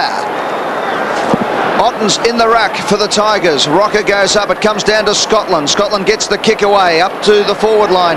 It bounces awkwardly for Holland. Probably should have gone harder at the ball on that occasion, and the defensive kick finds the boundary line right on centre wing. Will have a throw in. Dermott, good coaching by Danny Frawley. 7-man forward line. Richmond went in. They aren't prepared to let Collingwood drop a loose player back on Richardson. Well, every time the ball goes in there, we've seen it's a one-on-one at least. Ottens versus Buckley, the two number 5s. And as you can see, it was Ottens who got it away. Holland on hands and knees, knocks it out to Johnson. Over the top of the ball. It's locked up beautifully there by Jason Tawney. We'll have another bounce. Half-forward flank for the Magpies. Ed, what's the story with Heath Scotland? I must bring out the best in him. Every time I see him play, plays well. He's come on, he's picked up possessions here. He's had osteitis pubis for probably the last 12 months and has an interrupted summer again. Has only played last week for the first time for the Williamstown side. So he comes in with Rocca and also Fraser without much preparation into this campaign, and it's starting to show. I've got this theory, when in doubt, pick a country. So we've got this bounce down towards left half forward. Get Andrew Ireland back, you reckon? That's right. 13-4, plays 6-4. Approaching half-time. Ottens goes up, slaps it wide, shepherding, and there's going to be a free kick to the Magpies. Why would they shepherd when they got Brad Ottens against Nathan Buckley in the ruck? They're footballers. Buckley kicks inside the 50. And a good mark is taken by Ottens, keen to make amends. Drifting back into the hole, swings it out wide. Well, too wide as it turns out. Fiora was headed off in a different direction. Davis decides to take him on, close to the boundary line. Davis finessing. Fiora put him down. The cavalry arrived. King got a hand pass to Richardson. Richardson goes back towards the middle. This is Tawney. He's been very good. Lays it off to Campbell. Good shepherd it was too. Across the ground. Opportunity building here. Kellaway twists away. Comes towards the middle. Taken by Houlihan. Spots a man, 2-on-1 situation. They can crumb it out there. It's 3-on-2. Opportunity for Campbell. Gathers it. Goes in short. Marked in the hands by Holland about 55 metres out. Bowden's got Rocca. He's going to lead him off his legs here if he can get up the ground. Instead, he comes to Ottens. 55 metres still from goal. Geez, well drilled. Bowden. They're well drilled in as much that they know the opposition ruckman's dropping back in the hole. They won't just blast away. They're prepared to move it round the field like it's almost like chess, just the way they move from side to side till they get it into the hands of someone who's capable. And this bloke's capable from outside 50. That's what we're looking at. Down the spine of the ground. I'd take the odds on that, Dermott. 34%. With this bloke, you would. 5 marks for Brad Ottens. Goes in short after all of that. They were thinking like we were. Queuing up to take the odds, and Tawney just queued up and now will shoot at goal from about 35 metres out. Gee, you'd be filthy about that if you were Mick Bolthouse. He's an emerging player, Jason Tawney. Yeah, he's good, isn't he? Yeah. I'm very impressed with him the last couple of years. He's always had reasonable pace. 13th disposal, 5th mark. And a shot on goal. Playing in the back pocket tonight. He's just pushed forward at this occasion because the ball's been down in the forward line so much, and Houlihan coming off with the blood rule. What does it say when there's a stopping play? Ottens has had the ball in his hand outside 50 probably for 20 seconds, and Tawney's allowed to just wander in there and mark uncontested. The basic safety is always, they haven't got more out there than you. The basic safety is know where your opponent is. They're switched off, that's what it says. Tawney, 35 metres out, gives it a ride. It's touch and go. He's missed. But it does stretch the lead close to half-time. 13-5-83. That's Richmond. Collingwood 6-4-40. The margin is 43 points. 26 minutes gone in this, the second term. Collingwood goes short and dangerous. Nothing coming off, not even the set plays. Here's Freeborn close to the boundary line. To Prestigiacombe over the top. To Tarkin Lockyer. Davis is the man, needs to mark it, keeps it in front of him though. Buckley, shepherds well. Here's Davis, dancing around, onto the boot, up towards Holland, close to the boundary line, and over it goes for another throw-in. Leon Davis having a go tonight, no doubt about that, trying to manufacture something. 6 possessions for the night for Magic. Throw in Anthony Rocca and Ottens. Ottens taps it to Knights. Rocca does the work, does it well, gets a little handball going. Buckley trying to push it forward. In goes Campbell, over the tops. Batheris will have another ball up. There comes a time in your career, I reckon, when you've got all the ability like Anthony Rocca and you can do the special things, but there comes a time when you lose that tiny bit of youth and you have to turn yourself into a battering ram, a bang crash type player, and that's what Anthony Rocca did then. And he's only moved the ball forward 20-30 metres, but to their advantage. Scramble after it, standing up in the tackle, Bowden. Hurriedly, Lacuria kicks it down towards the pocket. Keeping it in, Tarrant, well done, back to Holland. Open goal beckons. Can he go with the reverse? He can.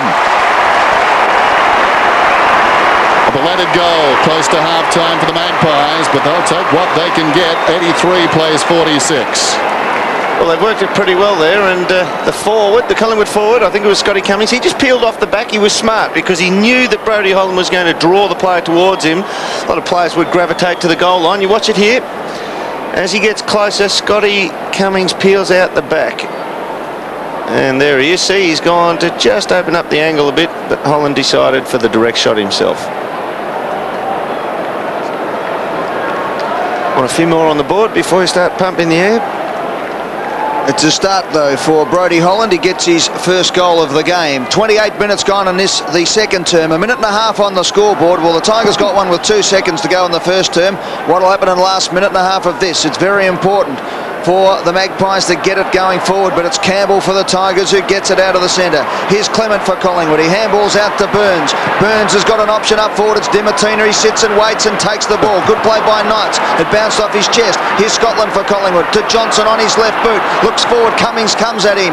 Has to stand his ground, and in the meantime, Ottens gets back and takes the mark. That is well-drilled football. Absolutely. You saw Ray Hall just put the body pressure on Cummings, making sure he wasn't able to run out and apply pressure to the dropping back Ottens. Total disposals, Richmond 142 to Collingwood's 117. And of course their marks are miles in front of Collingwood as well, so they're using it beautifully as Kellaway takes the ball up with seconds remaining in this quarter. This could be the last roll of the dice for the Magpies as Rocca to Freeborn to Scotland. They're close on the boundary line. Burns wants it in the corridor and gets it. Takes the mark. Too far out to score. Needs something. A wall of Tigers as there he goes short, and Holland's got it. This is where Anthony Rocca needs to just amble up. He's just out of screen here on the left. He just needs to amble up, get side on, and sneak a pretty easy one here. Here it is, Brodie, all right?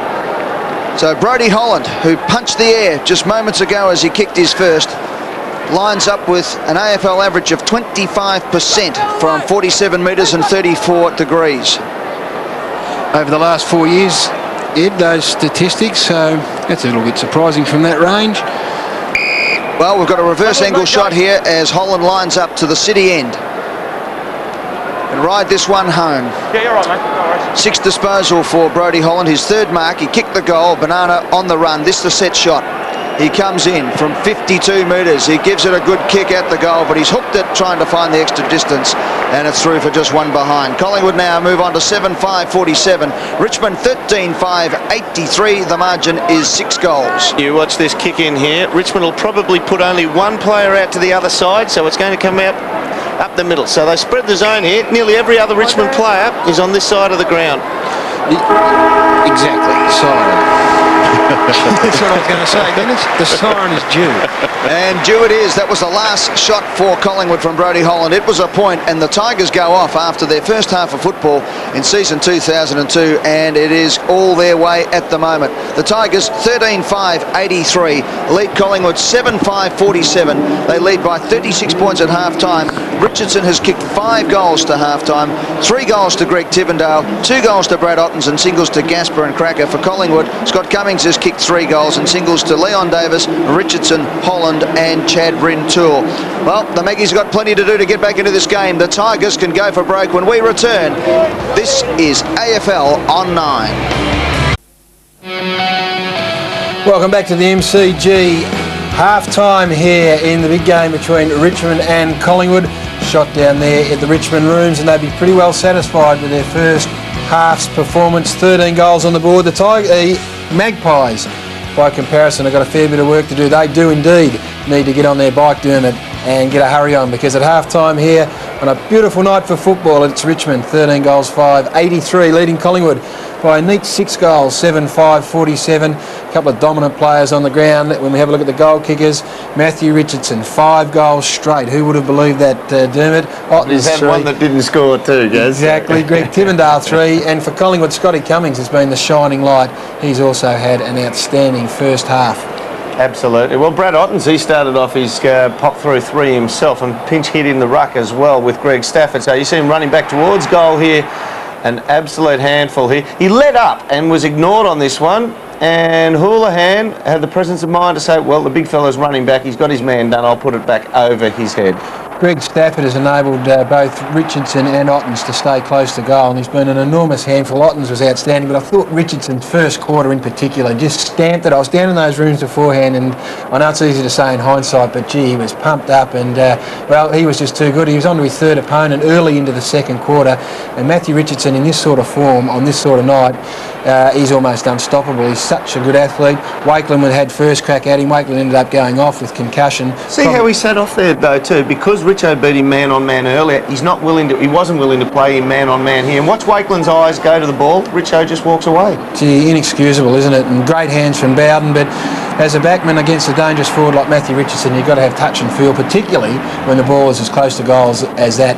Greg Tivendale, he's a good athlete. Absolutely, and Dimittina gets a job each week. He's not the most polished player, young Dimittina, so he gets a job to try and get a cut out here. Watch him trying to run around here. He's a run-with player. And Tivendale has obviously worked pretty hard over summer. Dimitina's run flat there. He started shoulder to shoulder. Tells a story, doesn't it? Absolutely, and that's been the story all over the ground here. You get the ISO cam on to play like this. Watch, he's actually run back past him and still got a 10-metre drop on him. That's great. So, and he ends up with the ball, and that's as easy as it gets. I mean, that kind of ISO footage there, I think when Mick Malthouse gets some of that, he'll realise the boys need a little bit more fitness. It'll do Andrew Dimittina good as well. He's had a couple of big runs, has Greg Tivendale.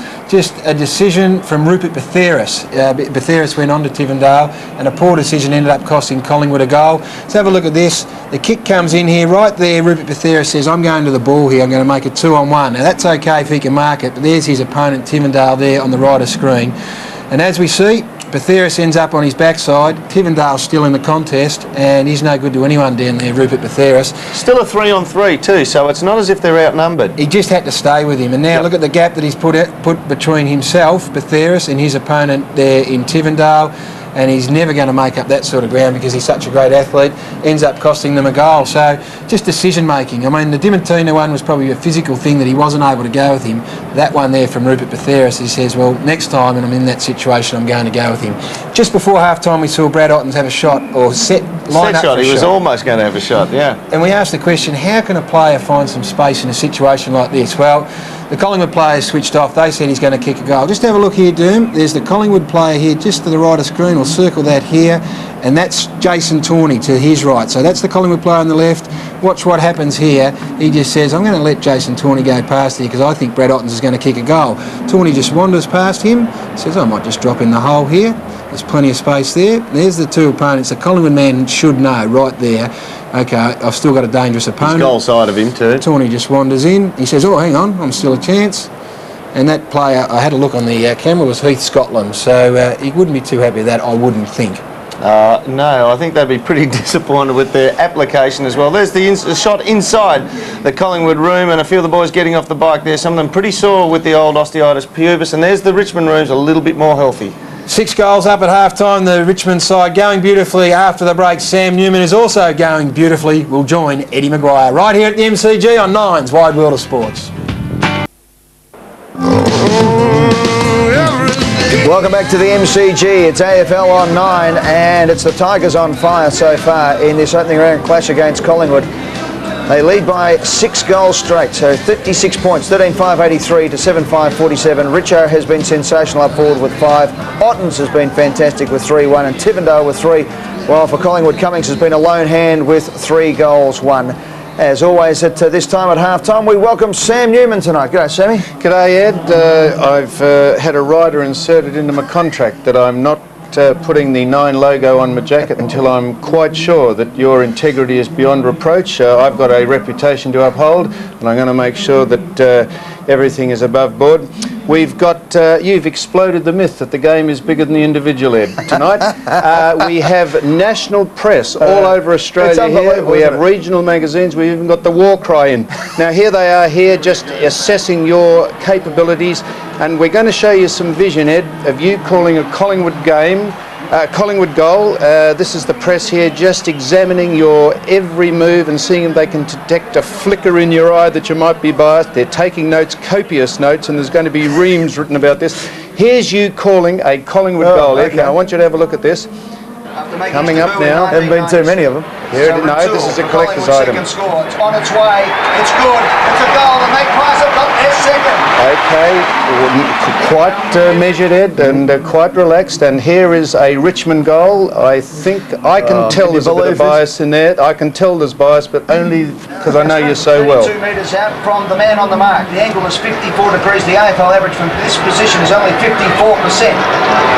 He's kicked 13-8 in his career. He comes in and you wouldn't believe it. He puts it right through the middle for the Tigers, and Richmond go to the front by a goal. Now it's only because I know you so well that I could tell that the Collingwood, there was something more in your body inside you there. No, I apologise. But you've seen nothing yet because the national press are moving away for the foreign correspondents. They're coming in. Dan Rather is coming over from CNN.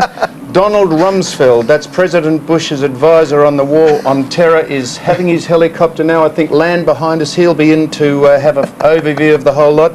The Bosnian Daily's in, and CNN, I said BBC, everyone in just to see after half-time what goes on here, Ed. Perhaps the Pies can come back. I'd love to see the Pies come. It is extraordinary. As I say, you know, 4 corners are coming in. I kid you not, 4 corners are coming in to do an expose in the second half. How have you handled it all, honestly? I've never heard any more. I must admit it, yeah. I mean, it's taken a bit of the spark out of proceedings, but once you get here, once you bounce the ball, it's all about the players. I did notice you called Nick Davis, in fairness, Nicky. I'd like you to just cut out pet names and nicknames for Collingwood players, Nicky Davis. If they don't get a hurry on in the second half, you'll hear me call a few other things as well. I reckon. Will you? Michael Malthouse will be peeling the paint off the walls in there at the moment. Let's move on. Now, one of the innovations tonight we've seen has been the probability factor from the set shots. This is how it works. Champion Data, the official AFL stats provider, and of course the stats provider to Channel 9, has logged the distance and angle within 5 metres and 5 degrees of accuracy of every set shot in the premiership season for the past 4 years. You would have liked doing that job, Sam. The distance and angle is taken from the man on the mark. Now, the data has been taken to sports mathematicians Jonathan Lowe and Stephen Clark at Swinburne School of Mathematics, who then extrapolated a percentage figure to the top 100 set shot specialists. It's also calculated on an AFL competition average. The data also takes into account the weather conditions of every game logged. And you wonder why we haven't had the football earlier than this yet. There you go. Somebody sat through and worked out the weather conditions, the angle, the distance, just so you know at home. You can have your own little bets in your studio, or well, we'll do it in the studio, or you can do it certainly at home. We're going to take a break. I've got to get back to the world media right after this. This is AFL on 9.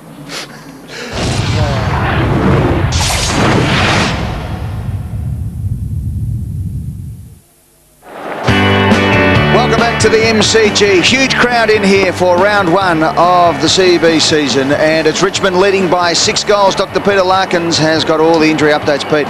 Yeah, interesting, Ed, that Shane Wakeland has not come out from the rooms at half-time, so Collingwood unfortunately down to 3 on the bench.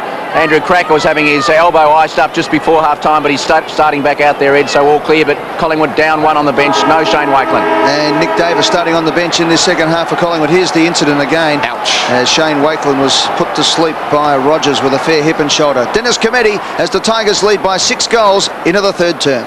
Stafford kicks it down towards half-forward. Clement slipped over on his knees, digs it out. This is Buckley breaking away. Looping hand pass. The theorist around the outer side kicks it down towards half-forward.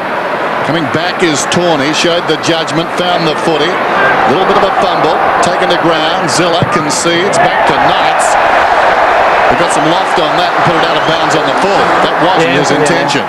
Trying to get something happening across half forward. The Pies, Josh Fraser will play at centre half forward. Holland, his opponent. Lots of space for Cummings. Let out pretty well too, Josh Fraser then. Darren Lockyer, nice kick. Running hard. Anthony Rocca, who'll kick a goal from about 40 metres out, 45-degree angle. Well, the first time probably Greg Stafford just lost him. It's only his second mark for the game. That's what he needs to do. If he is opposed to Greg Stafford, who probably isn't as defensively minded, he needs to take him where Stafford's uncomfortable, and that would be inside 50, an area that Anthony Rocca's so familiar with.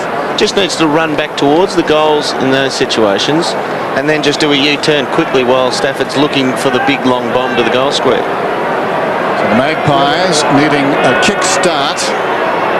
Can this kick deliver? Rocca deliberately. Goalwood sliding it across the face. It's good. Just snuck in. Well done there to Anthony Rocca, and having said all he needs to do is just do that, he's coming off a very little pre-season, with osteitis pubis being the cause there of his lack of getting out on the park. He's kicked truly though, so sixth possession for him there. You've got to give Stafford something to think about though, Derm. Yep. I understand he's coming off a limited base, but he just was too inclined, I thought, to push across half back instead of getting forward and saying to Stafford, okay, you're not going to have things your own way. And I think that's the ideal start, because now he's earned a little bit more respect from Greg Stafford. He can't do things, or do all the things that he'd like to do. Setting up with a traditional setup now, Collingwood, a true centre-half forward to the left-hand side of screen. Back in the centre of the ground, 6-goal deficit becomes 5 as Collingwood gets the first goal on the board in the third term. Anthony Rocca was the man. In he goes again. Gets the tap. Knights underneath it. Collingwood over the top of the ball, trying to bring it out. But the umpire comes in, will have another bounce. Josh Fraser's going to move in here, I think. He's just on the left-hand side of screen there. He just backs out now over the centre square. I thought they might double team Stafford there. They run straight at the footy. Ball up, big pack of players. Buckley wheels out of the pack. Stafford throws it out. Smothered by Buckley was good football, but it comes out to Knights. Gaspar's handball was a beauty. Knights with the sweeping handball now. Out to Bowden, onto the left boot. He thumps it inside 50.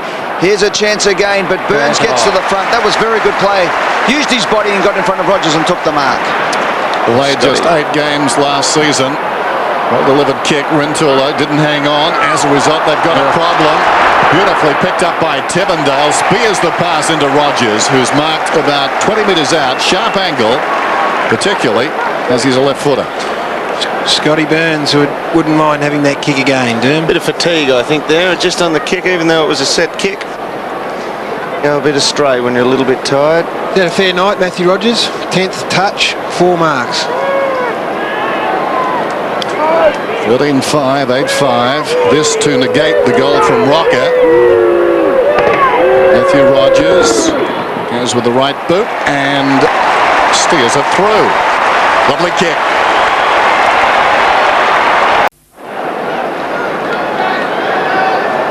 So once again, here's Buckley just copping one there from Stafford. That's why he wheeled out of the pack before. Back live. In they go for another ball up. So the Tigers getting a goal from another turnover from Collingwood. Burns' kick was a bit high. Rintoul's effort on the chest was no good. Yeah, having a look. Rogers put through the goal for the Tigers. Back out to 36 points again. The margin at half-time. We've played nearly 5 minutes in the third term, and Buckley off the ball, and Bowden having a push and shove. Back in the centre of the ground, umpire has picked out a free kick, and it's going the way of the Tigers for too high. It'll go to Houlihan, who's had a pretty good night tonight. Smart player. I think he's got a huge future, this kid. Houlihan with his 10th disposal, kicks it inside 50. Fall of the ball was Sziller, high up and under. Rocca underneath it for Collingwood takes the mark. Play on. It's play on, they haven't heard it. Rocca's handball was dangerous to Burns, who had to stop and prop. Now he gets the handball back to Rocca, who can't even bend over. The handball comes out. The Tigers are starting to run rampant as Rogers on the right boot kicks towards the goal. It's just off line and through for a point. Just so ugly in the back half. So indirect and messy. They've just got to play the percentages if they're going to take risks like that. I think if Collingwood were going to win this game, they needed to almost be this far in front, and the Tigers were going to come at them in the certainly the second half of this third term as fatigue would set in against Collingwood, but they've got the job ahead of them now as Clement from fullback. Picks it up towards the centre of the ground. All Tigers. Bowden gets the hand pass away. Richardson runs inside the 50, measures the kick, slams the post. That hit flush. Good wide shot of the last kick in there. You saw how Collingwood, 100 metres away from the kick-in goal square, they form a mini huddle at centre half forward in case it gets on a quick break. But their skill disposal from this kick-in hasn't been getting up to this next secondary line out of this shot. There's a huddle at centre half forward. Probably been practiced all over summer, and now Tarrant's on the burst out to this side. Batheris eventually kicks in that direction. That was the reason, wasn't it? Gives Tarrant about 100 metres to work, and he's so quick across the ground. Tarrant goes down towards half forward. Buckley battling with Gaspar again. As has generally been the case tonight, the Tigers have got the numbers, but this time they don't win the footy. And the ball up down towards left half forward for Collingwood, who trail 8-5 to 14-7. Gee, that's a good ploy, isn't it, that secondary huddle? I think what you might find, it won't take long for Gaspar to actually play or get two zone outriders from out and just play 40 metres ahead of them. Richo having a very good night. Tarrant was up, thumping at Goalwood. This is Cameron in the grasp immediately. Lockyer feeds it back. Buckley, where will he go? Across the ground. Clement, awkward half volley. Gathers the footy, slips it away. Salt Johnson into trouble. Down he goes. Great tackle back. Cracker, play on's the call. Still they battle after it. Knight's very slick. Campbell couldn't control it. Cracker, brilliantly done. Got it to Houlihan. Kicks inside the 50. Richardson, Prestigiacomo after him. Richardson dropped the footy. Surely that's holding the ball. Was advantage paid? In fact, it's going to be a belated free kick on the outer side. They watched to see if there was advantage, and clearly those players scrambling on the outer side presented no advantage to the Magpies. But look at this. That seemed to be holding the ball. And then he gets up and follows the ball and just makes a deft little tap to his teammates' advantage. That's just about the play of the match so far. Prestigiacomo for Collingwood thumps it high and long to no one in particular. Tarrant came out, but Kellaway was there, and he took a very strong mark. Centre wing on the outer side, Kellaway kicks up. Nice mark taken there by Cameron. Plays on into the corridor. Have a look at this. Stafford gets the handball working. Tigers go forward again. Out on the lead is that man Ottens, and he takes the mark 40 metres out. At one stage, Greg Stafford was rated almost the best ruckman in the competition. If he can stay fit and play most games, you got Stafford, Ottens and Richardson. I don't think there's too many teams who are going to be able to cope with that, because Stafford plays so cleverly through the middle of the ground too. That's just before the game. Played one season with him at Sydney. He is a very good player, and I suppose the criticism around the Traps has been that he breaks away from the team plan, but perhaps having been put on the open market and picked up now, he'll probably think to himself, hey, this is a team sport, I've got to play it the way the coach wants, and if he does that, he's going to be invaluable. And it was hard if you break away from the team plan if you're the only ruckman in the side. Yep. Not the problem here, as Ottens comes in and puts through another, and the Tigers are on fire at the MCG in round one. Just a copybook kicking style, Brad Ottens. 15-7-8-5.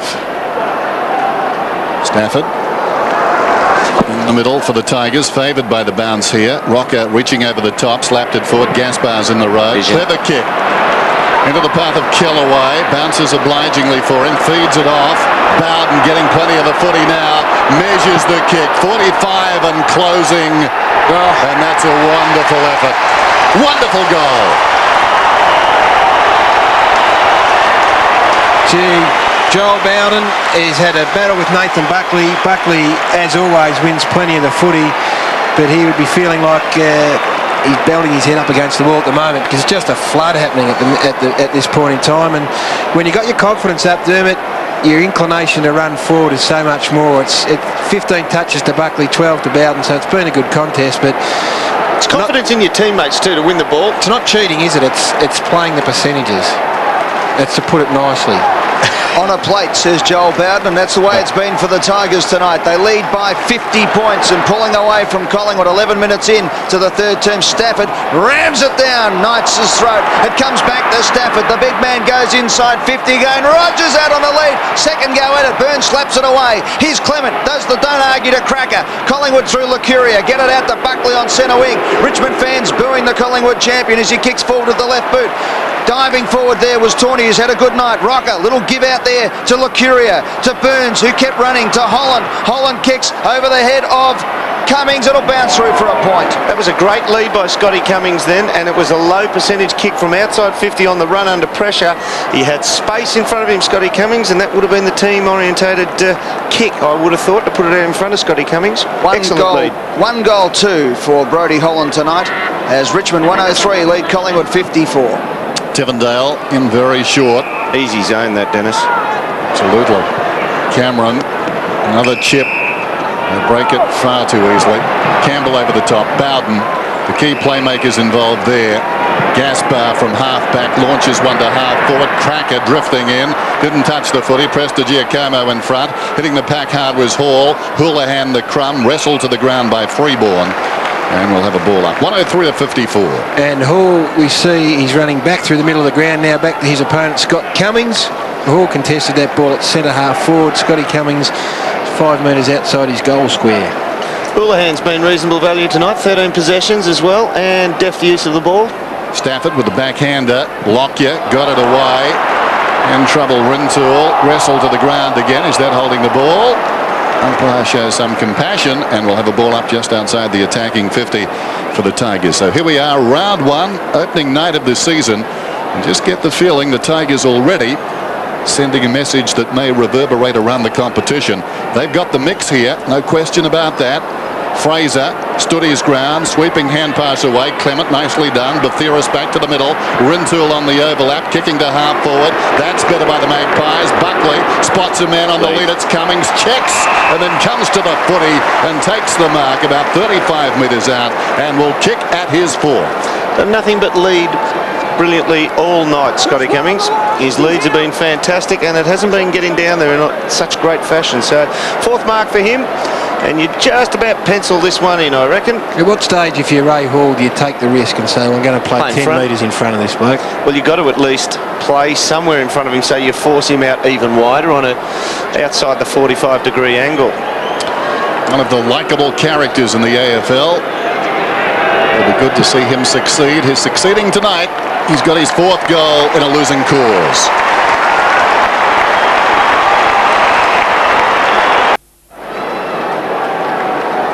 Collingwood trail Richmond by 43 points with 10 minutes left in this, the 3rd term. The Tigers have played fantastic football tonight. Stafford again gets the tap. Buckley again goes hard, and the umpire will come in and bounce. Fair effort from Scott Cummings. Kicked 4 goals. I mean, it's been a one-out effort. All the rest have been singles.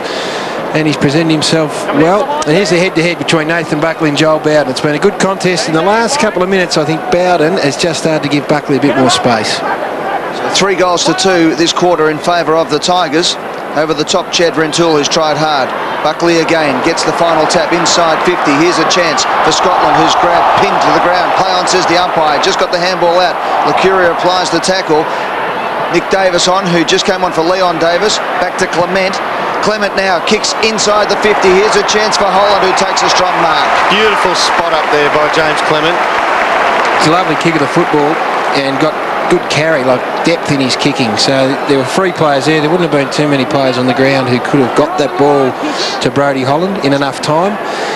And they're enjoying a pretty fair couple of minutes here, Collingwood. I thought they would struggle to score in the last few minutes too, Gary, because saw big Josh Fraser. He actually peeled back out of it for the first time tonight. He got free 100 metres outside where the play was, so they were able to drop a defensive man back. 5th mark, 8th disposal coming up for Brodie Holland, has kicked 1 goal 2 for the night. And the umpire is going to bring it 50. I reckon he was stiff there. Well, have a look at it. Yeah, I reckon he was a bit stiff, the Richmond boy on the mark. We'll get the replay up in a moment as Brodie Holland will kick the goal. So Holland from point blank range kicks the goal for Collingwood. 103 plays 66. Holland. Watch it again. You be the judge. Man on the mark certainly bends forward. I'm not sure he ran up. Meantime, back at the ball game, Fraser combines there with Rocca. They bring it away. Rintoul with the outside of the boot, kicks well inside the 50. Gaspar gets back and kicks it behind. He's honing his kicking skills tonight. Got a goal at the other end. That was more like the gas we know. Let's have a look at the kick in here. It looks like Joel Bowden going back there. Now Richmond are going to push all of their players to the left-hand side of screen. They'll just keep a couple out to the northern side, which is the right-hand side. And they're just to keep the Collingwood zone in place, and they'll just heavily outnumber Collingwood down the spine and on that far side. Out and short, this is Tivendale. Unless you put a couple out the other side, the zone just pushes right over, so you've got to put out a couple of decoys. Once again, that man Ottens runs forward to Tawney. Tawney up towards half forward. Out comes Richo, punched away at the fall of the ball. Richardson for Collingwood gets the handball going, and for one of the few times of the night so far, there's black and white everywhere as it was Buckley who found Rocca. Rocca is 65. The fans want a torpedo. So do I, Ed. Bomb it, son. No, he's got the energy. Give us something. Well, he'll have to kick this one. As Mike Williamson would say, he'll have to kick this 90 metres. He's out-fumbled all the leads here. He's going to have to bomb it. Well, they're short in case he miskicks the Tigers. He gets onto an absolute ball burster. It comes back. It's a goal. Anthony Rocca lifts for Collingwood. And that might be the one that's required. And Derm, you've got into Rocca tonight. He showed a bit of physicality in and cleaned up a player. And I don't care who's watching tonight, I'm excited about that one. It was a great kick, Edward, in anyone's language, and he was taking the deep breaths, and he has worked pretty hard in the first part of this quarter, and gee, woof. That's a fair roost. That's gone all of, I reckon, 68 metres. And an inch. It's a great effort, and he has given it a little bit of bite. In fact, it was Ottens, his opponent, that took the mark with the footy going on the way out. He was just nicely placed for the rebound. Well, obviously the Dallas Cowboys got the wrong phone number. What a magnificent kick. 16-7, 11-7. Can that lift the Magpies? They break away from the middle. Curia got the hand pass across to Clement. Goes to Fraser. A roar of hope more than expectation through the crowd. Buckley goes wider still. Rintoul, nicely done. Curia had to bend. Backs off his man. The hand pass ineffective. Bounces. Oh, brilliantly taken. Johnson stormed through. Goes looking for Cummings. Couldn't hang on. Should have. Finds it on the ground. Was he pushed in the back? No free kick. We'll have a ball up about 35 metres out. Suddenly a spark in this game. Well, that was exciting play for them, but the story of the night there was the last 4 Collingwood handballs all missed the mark. All of them missed the target completely. Wide open towards the goal. Holland was hung on to, I thought. No free kick. It's amazing, isn't it? I think Richmond have taken the foot off the pedal, and that's not taking anything away from Collingwood, but they are still in the mode as if they've kicked the last 5 goals. They are running forward of the play. They think they're going to get first possession, and they're not. They're winning it at the contest. 50-32, the possessions in this quarter in favour of Collingwood. Charging in is Bowden, tackled by Buckley.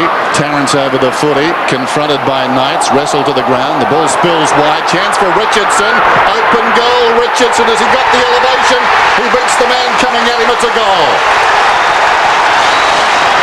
Winning the ball at the contest around the stop plays Collingwood, and it hasn't clicked over from a Richmond point of view, because again in that situation they're forward of the play, expecting their blokes to win the footy because they've done it so well all night, but all of a sudden Collingwood a little bit harder in the clinches and winning the contested football. It's catching Richmond offside, and that's to be commended. They've lifted their work rate, Collingwood, in this quarter. And also Josh Fraser into the ruck and playing a more traditional centre half forward role when he is there. So look, they're just getting a little bit of the feel from what they've known last year when they played good footy. Cummings, Holland, Rocca and Richardson have kicked the last 4 goals of the game for the Magpies to trail by 24 points. Just under 6 minutes to go. Buckley has 20 disposals. He's lifted the work rate. Up goes Fraser. He gets the tap. Curia is in as well. It spills for Collingwood again to Rintoul. Inside 50. Out they come. Holland couldn't quite grab the ball. Here's Kellaway for the Tigers. Over the top of the ball, searching for the boundary line. He does it beautifully. Does Andrew Kellaway. And will be close to finding the boundary line. Scotland helps it over. And just goes over as Rodan took the ball away. The exciting young man with the Polynesian background out of Broadmeadows. And we'll have a throw in. Disposals this quarter, Collingwood have lifted 53-33. Throw in, 22 and a half minutes gone, third term. We've got a ball game, particularly if the Magpies can get the next goal. Here's Buckley. He's doing it all.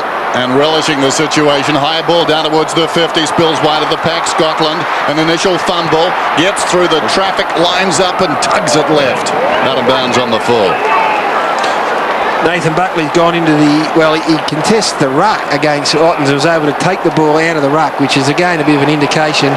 Hard ball gets Collingwood 9, Richmond 1, winning the ball at the contest, and they're going to get another chance at it here. Throw in. Boundary throw in. Played on incorrectly. Listen. Played on, said the umpire. It goes between the behind post and the goal post. As a result, boundary throw in. Eventually, something going Collingwood's way. Ottens down to King. Miscues with the kick. Scotland going back almost. Well done by Tarrant in the grasp. Gaspar on the burst. Lays it on. Hilton runs onto it. Pushes up towards the wing. Barking the instructions as he comes. Kicks down towards half forward. Campbell is down there. Waiting behind a half chance. Claiming the mark was Rogers. Not paid. Campbell runs on. Kicks towards the kick-off. Zantuck!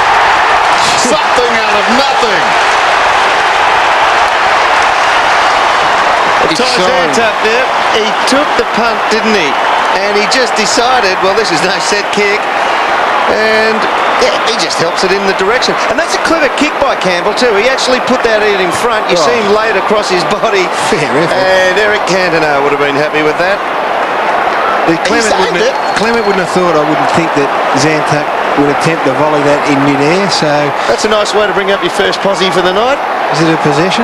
Yeah, Really take possession. Possession, kick. right? He's kicked it. It's a kick. So the Tigers stem the tide. Ty Zantuck, I tell you what, he has already, his old man, who was a great player, Shane Zantuck, has already called through for a copy of the tape to be delivered to the sports store tomorrow. Collingwood need to lift here again. Here's Buckley as the Tigers lead by 30 points. Buckley's kick drops short, and Hilton, who set up the last goal, marks. He kicks it out wide. Here's a chance now for Houlihan, who's had a very good night for the Tigers. On centre wing. We've played 25 minutes. He took his time. He's under pressure. Got the handball away. Tarrant applies even more pressure. Houlihan over the top. Tarrant tries to pull it out. The umpire will bounce. It's a great effort. And doesn't it help when you do kick a few and you get yourself back into the game? Nathan Buckley, 9 touches for the quarter. Turnover here. Yep, had a free kick to the Tigers. Campbell wasting no time. Fraser goes back. Richardson juggled, attempted the back. Like lightning, it's Cracker. And he kicks a goal. Suddenly the hopes of the Magpies have been snuffed out. 2 quick goals.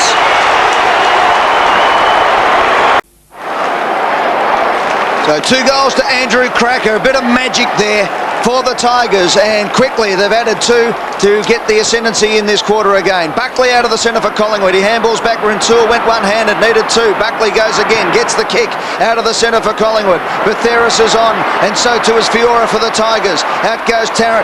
Shepherds. Here's Batheris. Buckley runs on for the kick. He'll get it too, and he takes the mark one-handed. Over the top it goes to Burns. No, good play by Rodan. Just blocked the ball. Rodan goes hard again. Burns at the ball, gets one in the back. Umpire's given the free kick.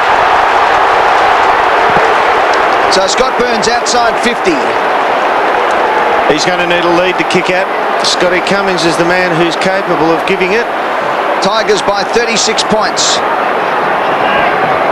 13th disposal coming up for Scott Burns, rather. Cummings has got room straight up the spine here. If his teammates just clear out. Burns to the goal square. Here's Cummings. He's got the set-off hands. It's punched through. Good defensive play by the Tigers. And through for 1 behind. So 27 minutes gone in the third term. Richmond 18-7, 115. Lead Collingwood 12-8-80. The margin is 35 points with 2 minutes and 44 to go in the term. Well, the Tigers are going to turn it around this time. They're going to put all their players to the right-hand side. See them sway over there, and a couple just sneaking out a screen on the left. That's to make sure the zone stays in place. And they'll poke a hole in it, right up the middle, or out on this right-hand side. Houlihan kicks for that hole. Holland drifting in, takes the mark. Well worked. Plays on outside the boundary. Tivendale missed it. Chance for Freeborn. Lays it off at close quarters. Rintoul towards half forward. Courageous effort by Rocca. He's had his moments in this term. Could he get it from here? Oh, he's got a man on! In the pocket, he pulls it down towards Tarrant. In fact, it's Davis down there. Davis in the pocket, and he'll kick it goal from about 35 metres out. Something of an anticlimax. Nathan Buckley, we sing his praises, and Eddie and the Collingwood people pay him plenty of money, and this is why this quarter has been unbelievable. You almost have seen him come out and say, well, if we're going to get back into this, I've got to start winning the footy. Great shot. Nick Davis. Lovely looking kick. It's tailing away, but I think it's okay. It is. It's a goal. They keep coming. Hasn't had the busiest of nights as Nick Davis. Just his 5th touch, couple of marks. He's a better player than that. He needs to become dangerous up there. He needs to attract the ball, give them more dimensions as they go forward. He's such a beautiful finisher. If he can get his hands on it maybe a dozen times around that forward area, then he's going to be good for 4 goals. And they just need a few more avenues forward at the moment, Collingwood, but they'd be competitive. And they're going to be roughly within striking distance at 3/4 time, roughly. 29 points the difference. The Tigers in front. They have answered every challenge this quarter that Collingwood's thrown at them. A minute 45 to go, and a vital minute 45 it is.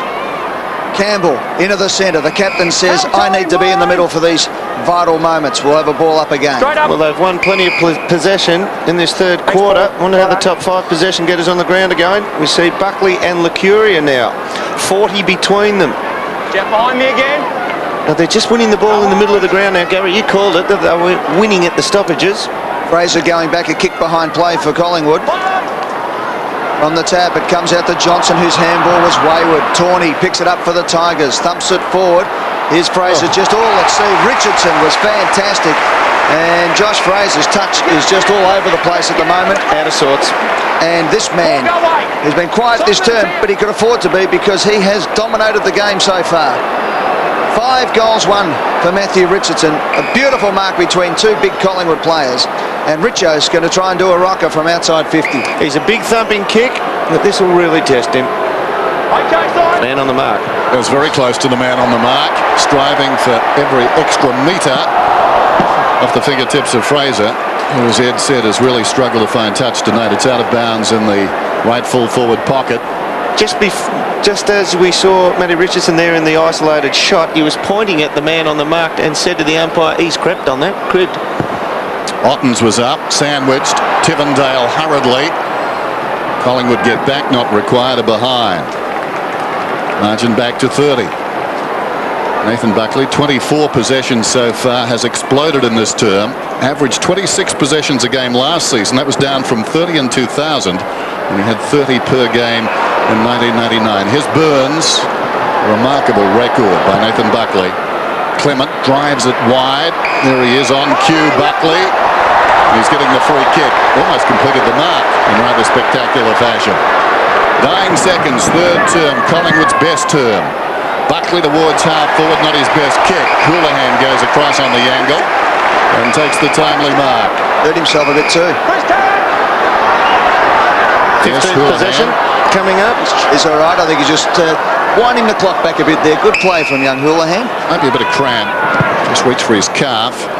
Gaspar towards midfield. That's a push in the back. Blatant against Fraser to be taken by Richardson inside the centre square. 116 plays 86. Richardson, as you can see, with an option to the far side, pleading with him as Houlihan goes in that direction. He's got the footy now, runs forward at the wing, kicks to the pocket. Tigers need a mark if they're going to score. The converse is true. Burns got back, took the mark, gives it to Rintoul. Well, they've got the mark they were looking for. Right on the siren. Kellaway has marked 20 metres out. Chad Rintoul hangs his head. And Andy Kellaway, not a reputed goal kicker, should get this one. We'd like to see the probability of this one, Dennis. And really, Chad This isn't home for him. This is not home for him, Andy Kellaway, but he should kick it. I'll take it. Kellaway kicks and kicks truly. Bit of a cushion on the board helps. You've got to know the state time. And they've taken the best shot from the Magpies, but the Tigers continue to lead. It's 19-8 to 13-8. State of the game, 32 minutes in, you've got to play the percentages in that situation. That's not the time to go cross goal short. With 1 second to go in the quarter. Well, they don't know that, but they know it's 32 and a half minutes, so they know it's close. The Tigers have withstood beautifully, and they lead by 6 goals at 3/4 time.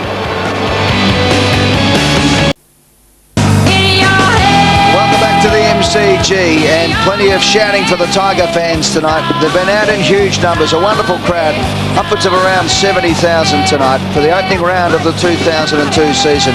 And the Tigers have had plenty to shout about. They lead by 6 goals at three-quarter time, 19-8, 122 to Collingwood's 13-8, 86. It's been a fantastic effort by the Tigers, the goal kickers so far.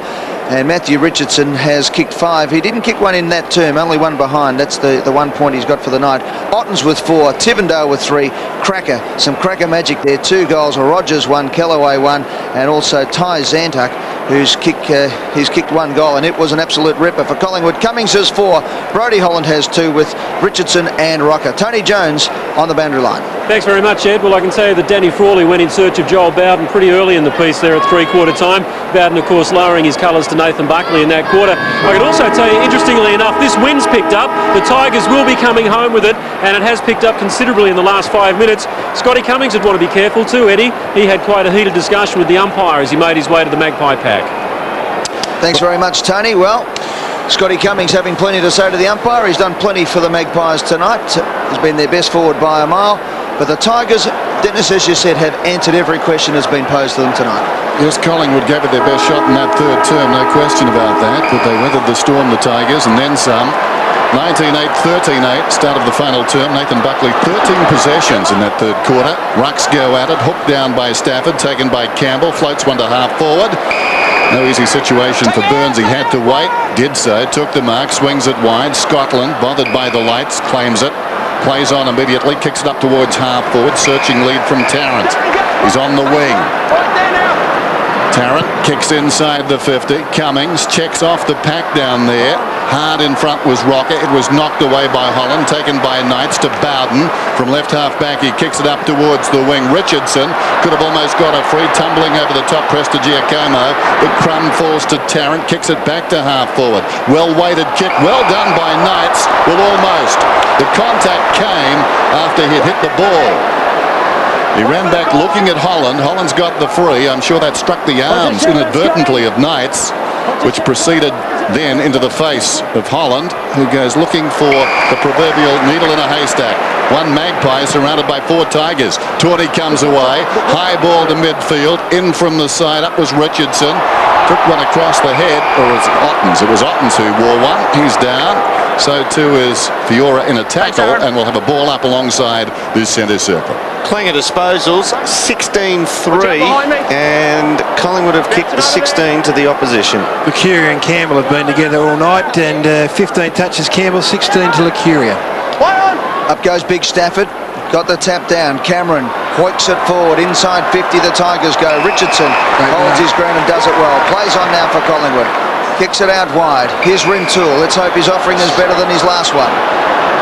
Had a good night tonight, Chad, except for that last kick in the third quarter, and Rocca gets out in front and takes the mark. Starting to present up the Collingwood forwards all of a sudden. Tarrant's coming to the football, and Rocca's starting to move towards the football. Stafford in the hole where the kick is about to go. Rocca kicks forward. Johnson was there, punched away by Houlihan, and over the line and out of bounds. Yep, not a bad option there by Anthony Rocca. Kick it short, because had he kicked it long, Greg Stafford would have been sitting there all by himself. Jogs up to the contest now for the boundary line throw-in. Let's see how Josh stands up. 136 points. Fraser, that's better. Well, he slapped it down, but only to Cameron, who kicks it around the outer side. Now that is interesting. Richardson almost piggyback to the ball by Giacomo. Advantage is paid around the outer side. Buckley, his 27th possession, floats it down towards half forward. Good courageous mark by Tawney. Been good. Yeah, going back with the flight of the ball. Didn't flinch. Plays on. Releasing Knights at centre half back. Toys with the idea of playing on. They're still off the pace, the Tigers. Playing pretty casual footy at the moment. Knights, in rather pedestrian fashion, just wanders away. Back to Tawney. Too easy. Tawney through the centre square. Coming on the lead is Holland. Takes it on his knees. Knights picking up possessions at will. Runs on. Theorist read it off the boot. Bounces off a forward. Gets the hand pass away. Now a chance through the middle. This is Scotland kicking towards half forward for the Magpies. Gaspar. That's interesting too. Degree of difficulty very high. There goes the kick at goal. It's a beauty from Fraser. bit happened there. To the MCG, where the Tigers lead by 5 goals with 16 and a half minutes left in this final term. Goal to Josh Fraser. Up he goes in the centre bounce.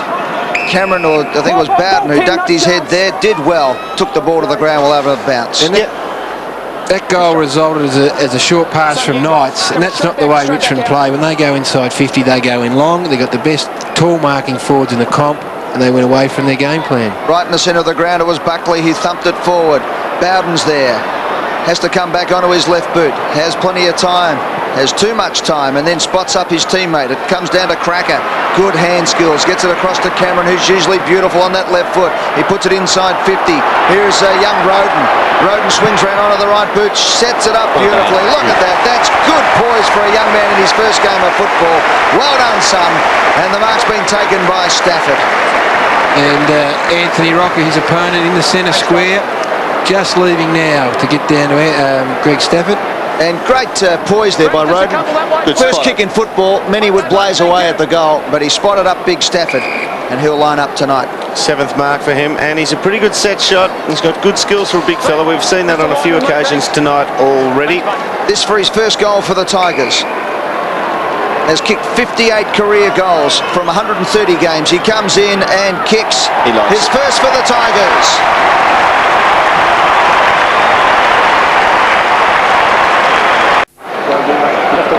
On the back of a record-breaking first term, the Tigers just about always in control of this one. Still a way to go, but they lead 28 to 14-8. Fraser was beaten there by Stafford, comes back to Stafford, the man who kicked the last goal, chopped off by Freeborn, sweeping hand pass to accommodate Davis, runs onto it at right half back, has the obligatory bounce and kicks down towards half forward. Awkward half volley for Tarrant, who turns around, applied a high tackle on Fiora, no free kick, and now the umpire wants it just inside the boundary line. Got a feel for Josh Fraser. He looks exceptionally sore still. He's coming over for this bounce down, and he's much preferring to actually stand and push rather than jump for the hit outs. Awkward one for the players there, coming from behind the umpire, and Campbell has the common sense to walk it across the boundary line. Let's have a look at them on the boundary line throw. That's why Nathan Buckley's taken so many grabs out of the air at the boundary line throw-ins and the bounce downs, because Fraser's trying to stand on the ground. Fraser in front, Stafford behind. Now free kick off the ball is going to Campbell. Some byplay, I think, carrying on from the ball going out of bounds. So Wayne Campbell, the skipper, left half back for the Tigers, kicks it up towards half forward. Checking off the ball was Richo. Got rid of his namesake, who came back. In fact, it was Prestigiacomo who applied the tackle. Now a chance for Lockyer, who breaks away. And Lockyer kicks it up towards his skipper in Buckley, who knocks it over the line out of bounds. Was he grappled? No, says the umpire. Will have a throw in. He cheap-suited him then, didn't he? He was all over him. Stopped the champ getting it though. That's what the Tigers want. There's the replay. As Buckley plays safe and hits to the boundary line. Throw in. Free kick again. No, it's boat advantage. Here's Holland into the open goal for Collingwood and kicks the goal. Kicks his third. Late. 28 plays 15-8. Still plenty of time. Just over 14 minutes. Watch Fraser again here. He's jumping and not really wanting the ball. He's trying to keep the body clear. Was favoured by the bounce that time. Lays it off to Johnson. Johnson runs out of the centre square, kicks it down towards half forward. Right. In front, Tarrant with strength. Opposed to quality in Gaspar. So 5 goals the difference. Thanks, Chris. Tarrant will go close from here, and suddenly we'll be back to 24 points. They couldn't get it under 20 in the third term. Can they do it this time? They've got the time. Close in there, mate. You're right there. You're right there. Do they have the finishing skills? Primarily here and beyond. Tarrant kicks the goal. Interesting. His second. Well, that's a very good mark. Anybody can take a contested mark and half forward against quality opposition, as you called it there, Dennis, against the All-Australian Darren Gaspar there. He's worth his weight in gold. He hasn't had the best of nights. He's got better as the night's gone on, though. The harder he's led up the ground on occasions after half-time, the better he's got on the return going back into the forward line. So he's worked himself into a little bit of form here. He'd be one of the hardest players to play on if he presented every time like that, because his speed over the ground is phenomenal. 24 points the difference. Richmond lead Collingwood. Up goes Fraser, he gets the tap again. It spills out to Lockyer. He couldn't quite claim it. Good play by Sziller. Back to Tivendale, who's had a good night. Inside 50 it goes. Umpire's picked out a free kick. And it's gone against Clement and will go to Cameron. Front spot in the forward 50.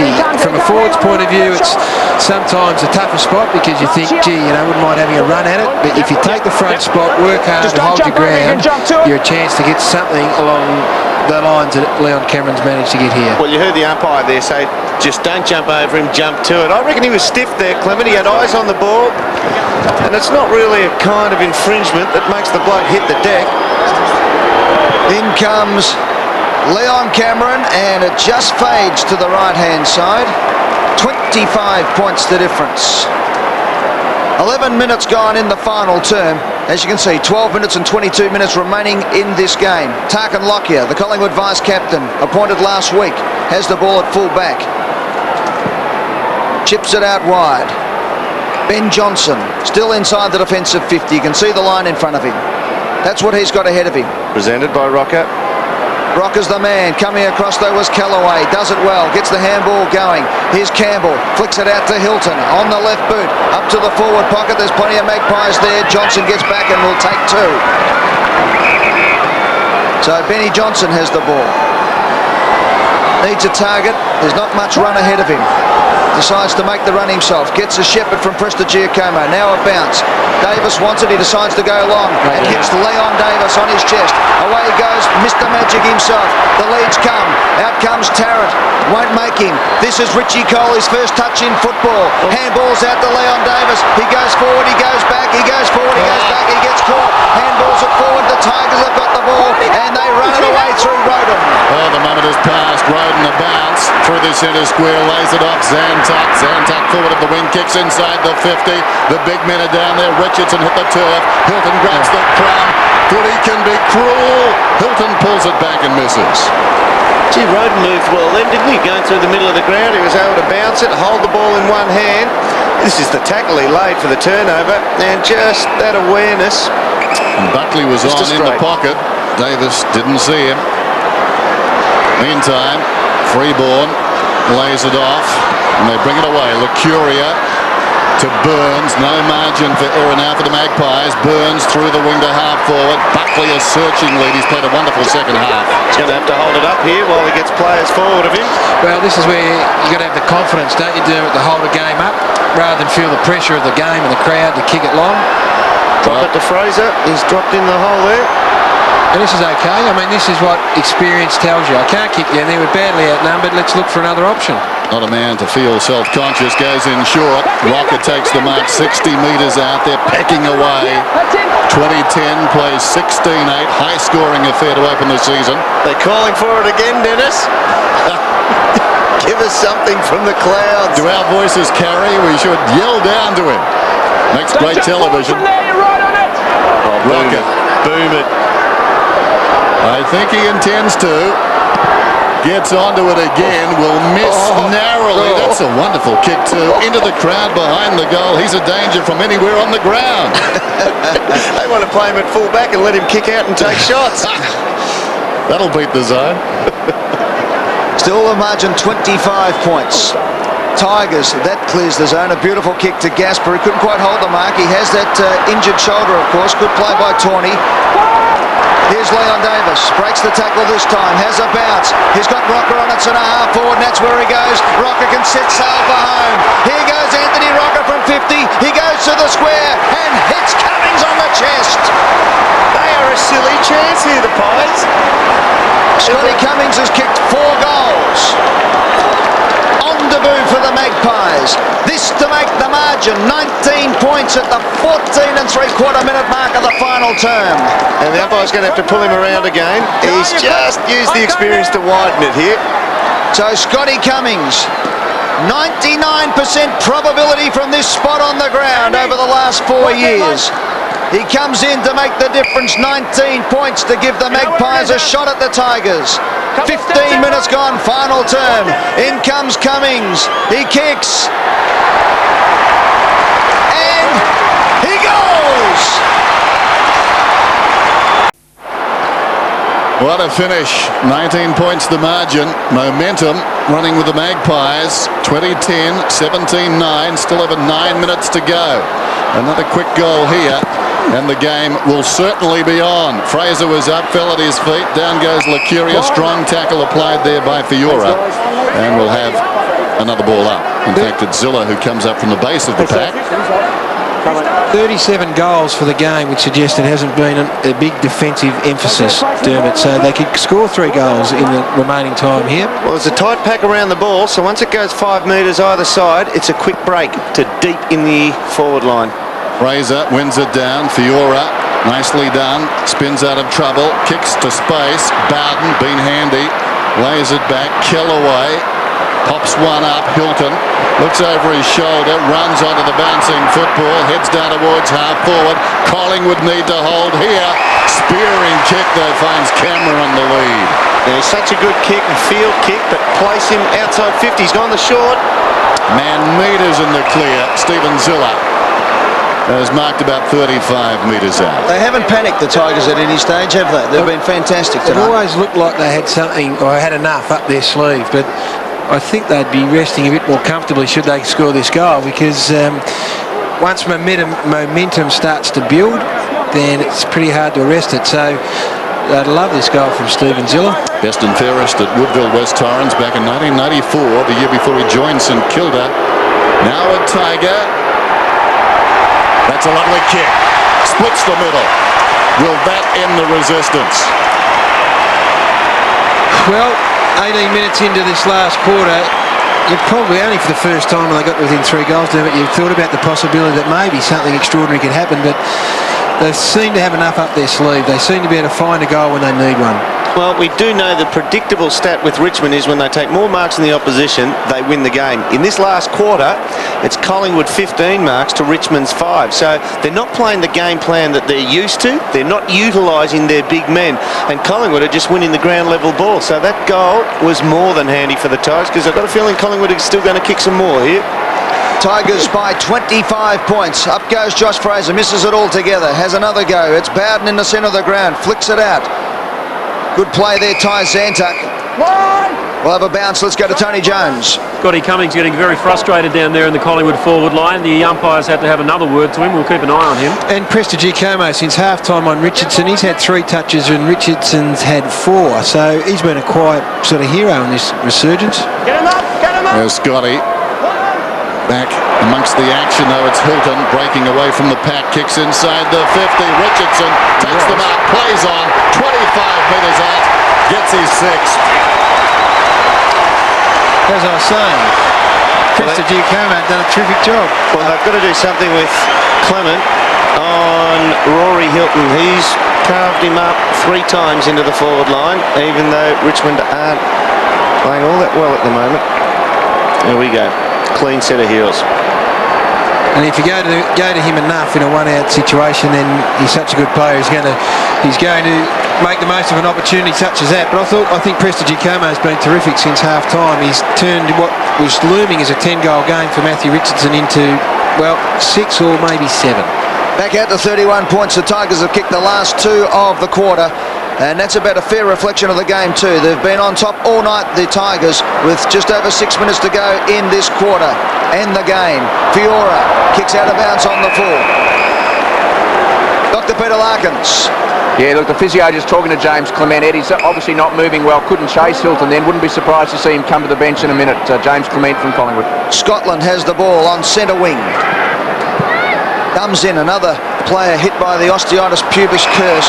And this bloke, he's got the other curse tonight. He's got leather poisoning. Brad Ottens has been fantastic. To Rogers. Rogers chips short. King. King on the right boot goes wide out. Knight's diving mark. To the former Richmond skipper. On centre wing, just slowing things up. 17 disposals for the night. as Knights kicks inside 50. Richo from behind, couldn't quite hold it, has a second attempt at the ball. Diving over the top was Rodan, and Richo has been absolutely sensational tonight with 6 goals won. He saw 4 of them in the first term in what was a record-breaking quarter for the Tigers against Collingwood when they kicked 9 goals to Collingwood's 4-1.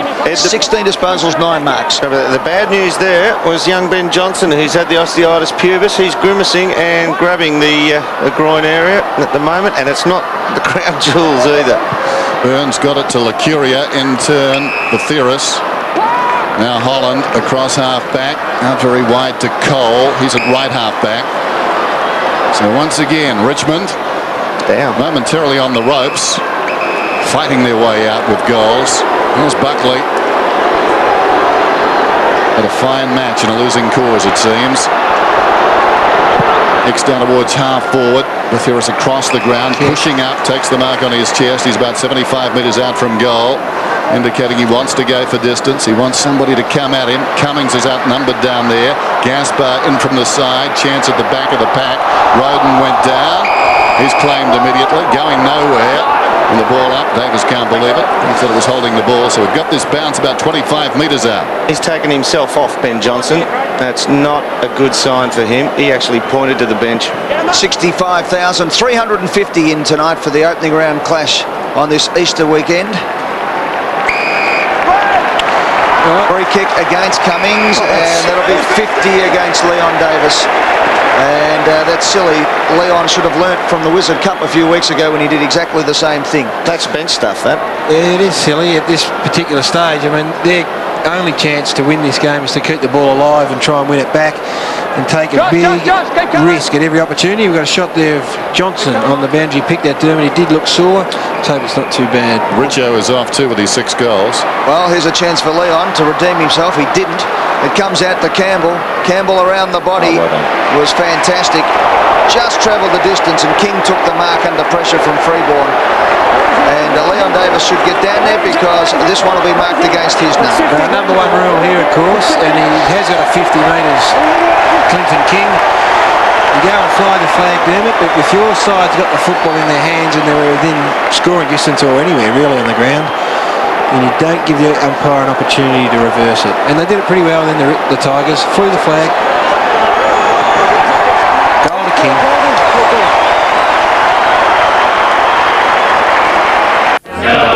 We'll have to go now, but it's not going to be sorted out right here and now. Put the video on with the CD. You're insane. Let you hear the soundtrack to Dreamer because you didn't kick the winning goal in 98, my friend. Essendon Hawthorn, Essendon 85, Essendon Hawthorn.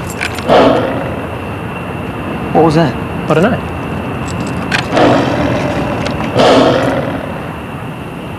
What's going on there? Man, I'm out of here. We're getting the train next time, mate. Oh, yeah. Tiger. What's the point of you? Margin has blown out to 37 points. Richardson off the ground. Brad Ottens will go at this one. Certainly a contender as the Holden player of the match. He's been very good. And a few to pick from. Knocked down. Buckley dragged down. It spills to Lacuria, who kicks it down towards half forward.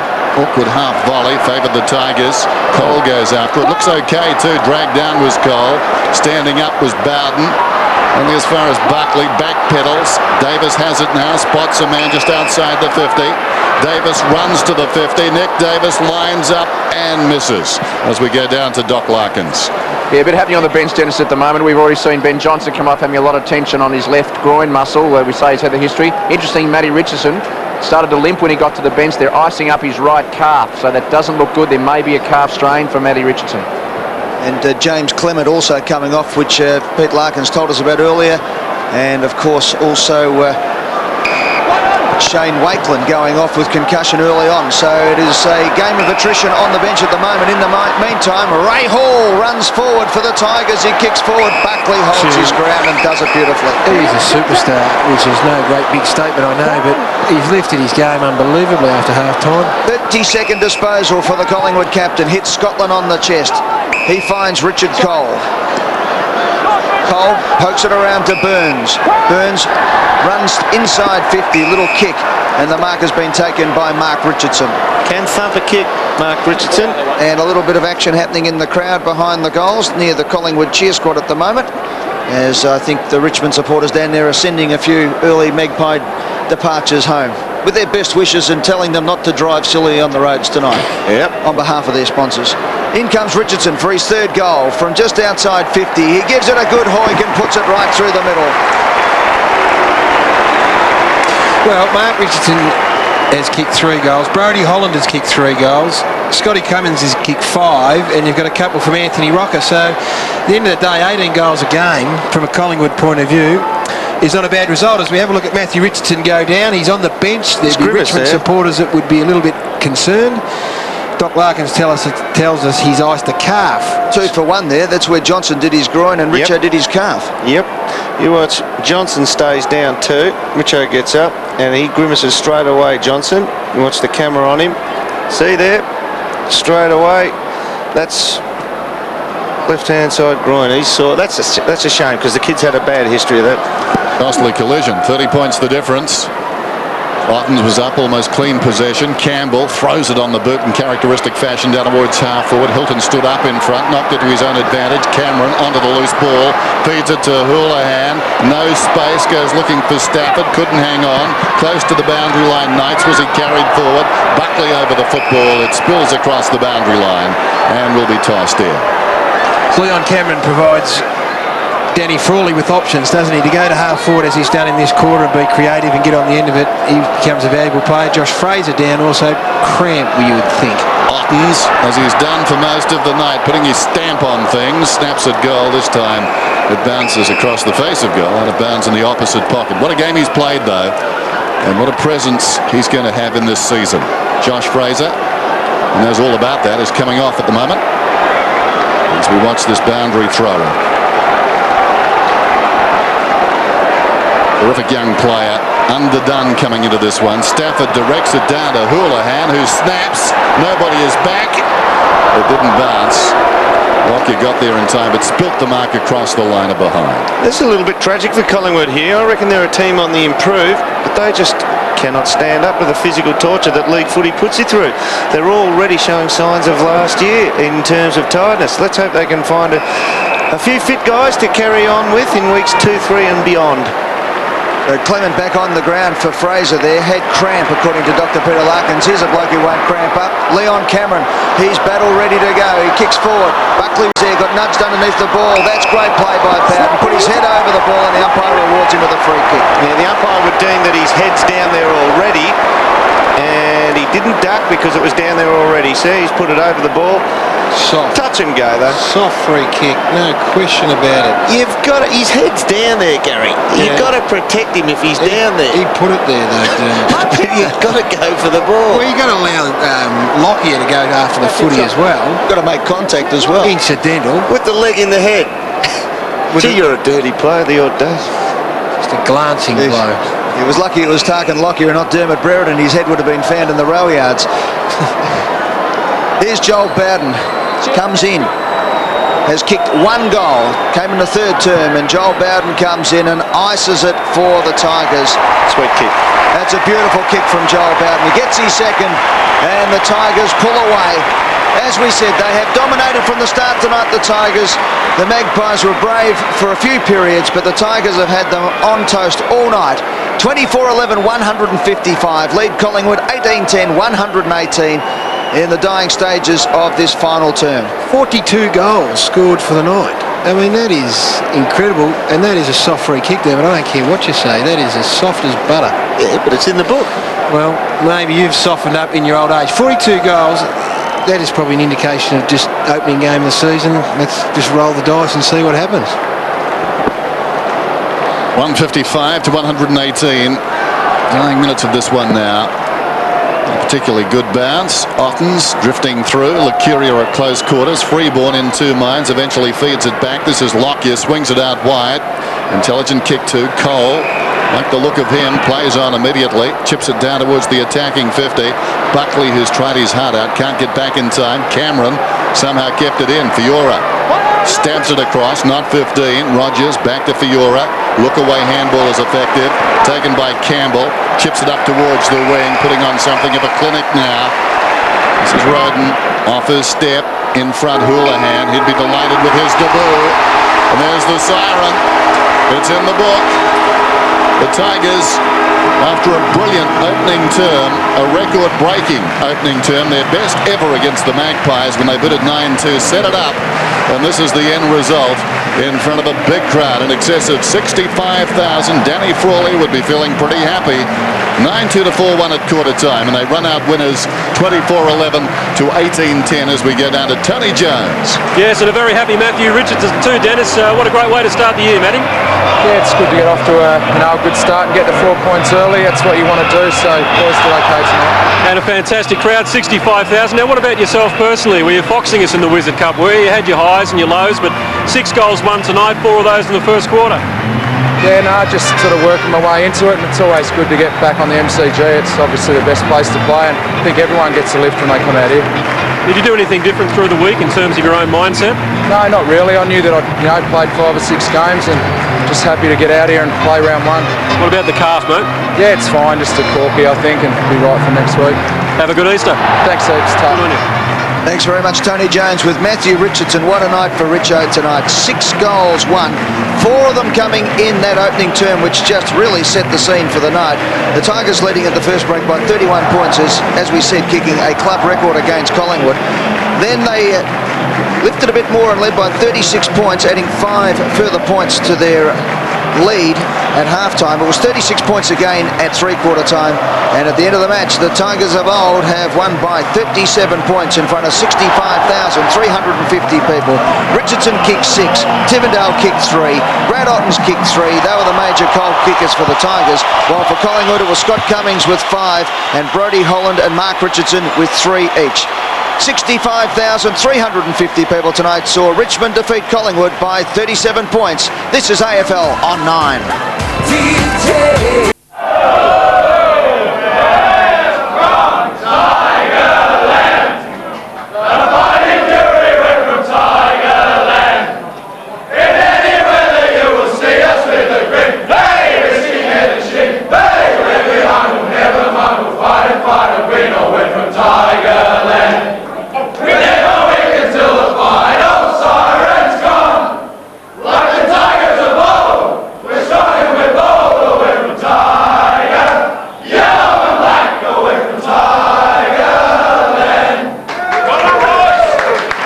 So the Tigers, after a fantastic Wizard Cup campaign, making it through to the final, take the points against Collingwood. 9 out of 11 victories now for the Tigers against the Magpies. It all started in that record-breaking first quarter, 9-2, 56 to 4-1, 25. Was a free-scoring affair, as we said. 42 goals kicked on the night. And for the Tiger fans, the main thing was they kicked 6 more than Collingwood and ended up winning by 37 points. Let's have a look at the goal kickers, and Matthew Richardson was in fantastic form tonight. He kicked 4 in the first term and then 1 in the second, 1 in the last quarter to finish with 6 goals won for the night. Brad Ottens with 4 goals won. Greg Tivendale was a tremendous runner in the period of the game when it was there to be won. He was there for them. 3 goals won. Andy Krakouer, what a player he was. 2 goals. Joel Bowden 2 goals. Matthew Rogers kicked 1 goal too. Zantuck kicked probably the goal of the night as well. It was a beauty, and Andrew Kellaway also got amongst the goals. Let's have a look at for Collingwood. 5 goals to Scotty Cummings. Brodie Holland with 3 goals and Matthew Richardson 3. Anthony Rocca kicked 2, including a boomer from about 75 metres out. Let's go down to the Tiger Den. They are very happy down there, and down amongst it is Tony Jones with the skipper Wayne Campbell. Well, joining us now is the skipper of the Richmond Footy Club in Wayne Campbell. What a terrific start to the season for you. Yeah, it was. It was an exceptional start in the first quarter, and obviously the second quarter wasn't too bad, but it was just a bit disappointing that we didn't really put them away. But I don't know, a 5-goal win we'll take, certainly. I suppose it's the only downside of the whole night. They came back 24 points they got to within in the third quarter, 19 points in the last quarter, but I suppose even though you say you wanted to put them away, it was a credit to you blokes to actually come back like you did. Yeah, I think they showed a heap of character and a heap of they just never gave up, and all the talk prior to the game was that they were underdone and stuff, so we thought we might run over the top of them in the second half, but full credit to them. What about those talls? Stafford, Ottens, Richardson? It's not a bad setup, is it? Yeah, it's not too bad, and I thought Craig played well as well, and it was the obviously Richard played well in that first quarter, but it was the small forwards as well that really got us back into the game with the just with their pressure and everything. So it was good. Well, you talk about young Krakouer there, and that was the one thing that was evident out there tonight, that the senior blokes are blending so well with the youth. It's just a great future for the club at the moment. Yeah, and the three new guys did well. I thought Staff was pretty good, and Dave Rodan gave us a bit of spark when he came on again, and Adam Houlihan ran really hard and got a bit of the ball. So yeah, it was a good result. Well, go and enjoy your long weekend. Thanks, Tom. Good day, mate. Wayne Campbell there with Tony Jones as the Tigers go through their stretching exercises. All smiles down at Tigerland, and so it should be too. They had a fantastic night, winning by 37 points. Gary, I tell you what, some great players out there for the Tigers tonight. The big tall blokes. I mean, you loved Stafford early on, didn't you? I did. I just thought he gave them so many options and freed up the big fella Ottens and Richardson to stay close to goals, and they ended up with 10 goals for the night, and I think had you penciled that in at the start, you'd be pretty well pleased with that. It ended up a shootout, and Collingwood couldn't afford to have a shootout. They did well to score 18 goals, and Cummings got 5 himself, but too many avenues at the end of the day. Well, let's go back to Tony Jones. Yes, thanks very much. Joining us now is Darren Gaspar. Well, what a terrific outing for the boys there tonight, but well, it wasn't plain sailing all the way. Yeah, I guess they come back at us. We started off well, and we always knew they were going to come back, and look, it's good to get off to a start, and it's a good way to start the season, so it's good.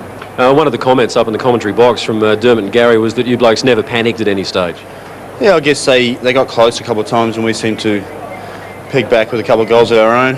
A couple of freakish goals. I think Tivendale got a pretty good run. So yeah, no, it just makes it a lot easier when we get those steadying goals. It sort of has a steadying influence over the whole group. Tell us about that Zantuck goal. Did you get a good look at it? Oh, I was a long way away. Yeah, that's right, yeah. I mean, it obviously wasn't a set play, though. No. Yeah, myself and Ben had a bit of a laugh about it, so it was good. No, it was, everyone saw it, I guess, so it was just a freakish goal. All right, good on you. Go and enjoy your Easter. All right, then, there you go, Darren Gaspar. Let's go down to Danny Frawley now in the Richmond rooms. Thanks very much, Eddie, and I don't know if it's relief or just sheer joy, but I think it might be a combination of both for you, Dan. Oh, listen, after the first quarter, to Collingwood's credit, they came back, but I think I was really disappointed the way we played in the last 3 quarters. They were a little bit underdone. We knew we had them there, but I reckon it's a big tick for the Collingwood Football Club. They show a lot of heart out there. We probably should have won by more, but I'm not taking anything away from Collingwood's performance. But I was really disappointed the way we played in the last 3 quarters. Was there there was a suggestion at some stage that it may have been a lack of respect for Collingwood there on the Richmond boys? No, not at all. I just didn't think we were hard enough. No, I think Collingwood got first hands on the ball after that, and I thought their centre bounce was terrific. I thought we got our first hands on the ball in the ruck situation, but I just reckon we need to go back to the drawing board and our centre bounces. They really picked us off, and good coaching, good on them. Spud, always well done for the 4 points first game in, but both teams kicked 11 goals after half-time. You mentioned your disappointment already. Can Richmond supporters expect a little bit of a shootout this year, or are you going to change away from that? No, it's not the way I coach, mate. No. What do you do to rectify that? Use the ball a little bit better going forward and get back and help our defenders instead of just watching the ball. And Danny, you'd have to be pleased with Greg Stafford, the way he got through the game, and I just said earlier, he also now provides you with so many options from a 6'5" plus point of view. I got no doubt that you have a look at the trend in the game. It turned Collingwood's way when he went off the ground, and we were mindful of the fact that he hasn't played a lot of footy, so gee, when he's fully fit, look out. And just a quick one on the matchup, Bowden and Buckley. You have to concede that he's going to get 20 plus touches and hope your bloke also does some damage?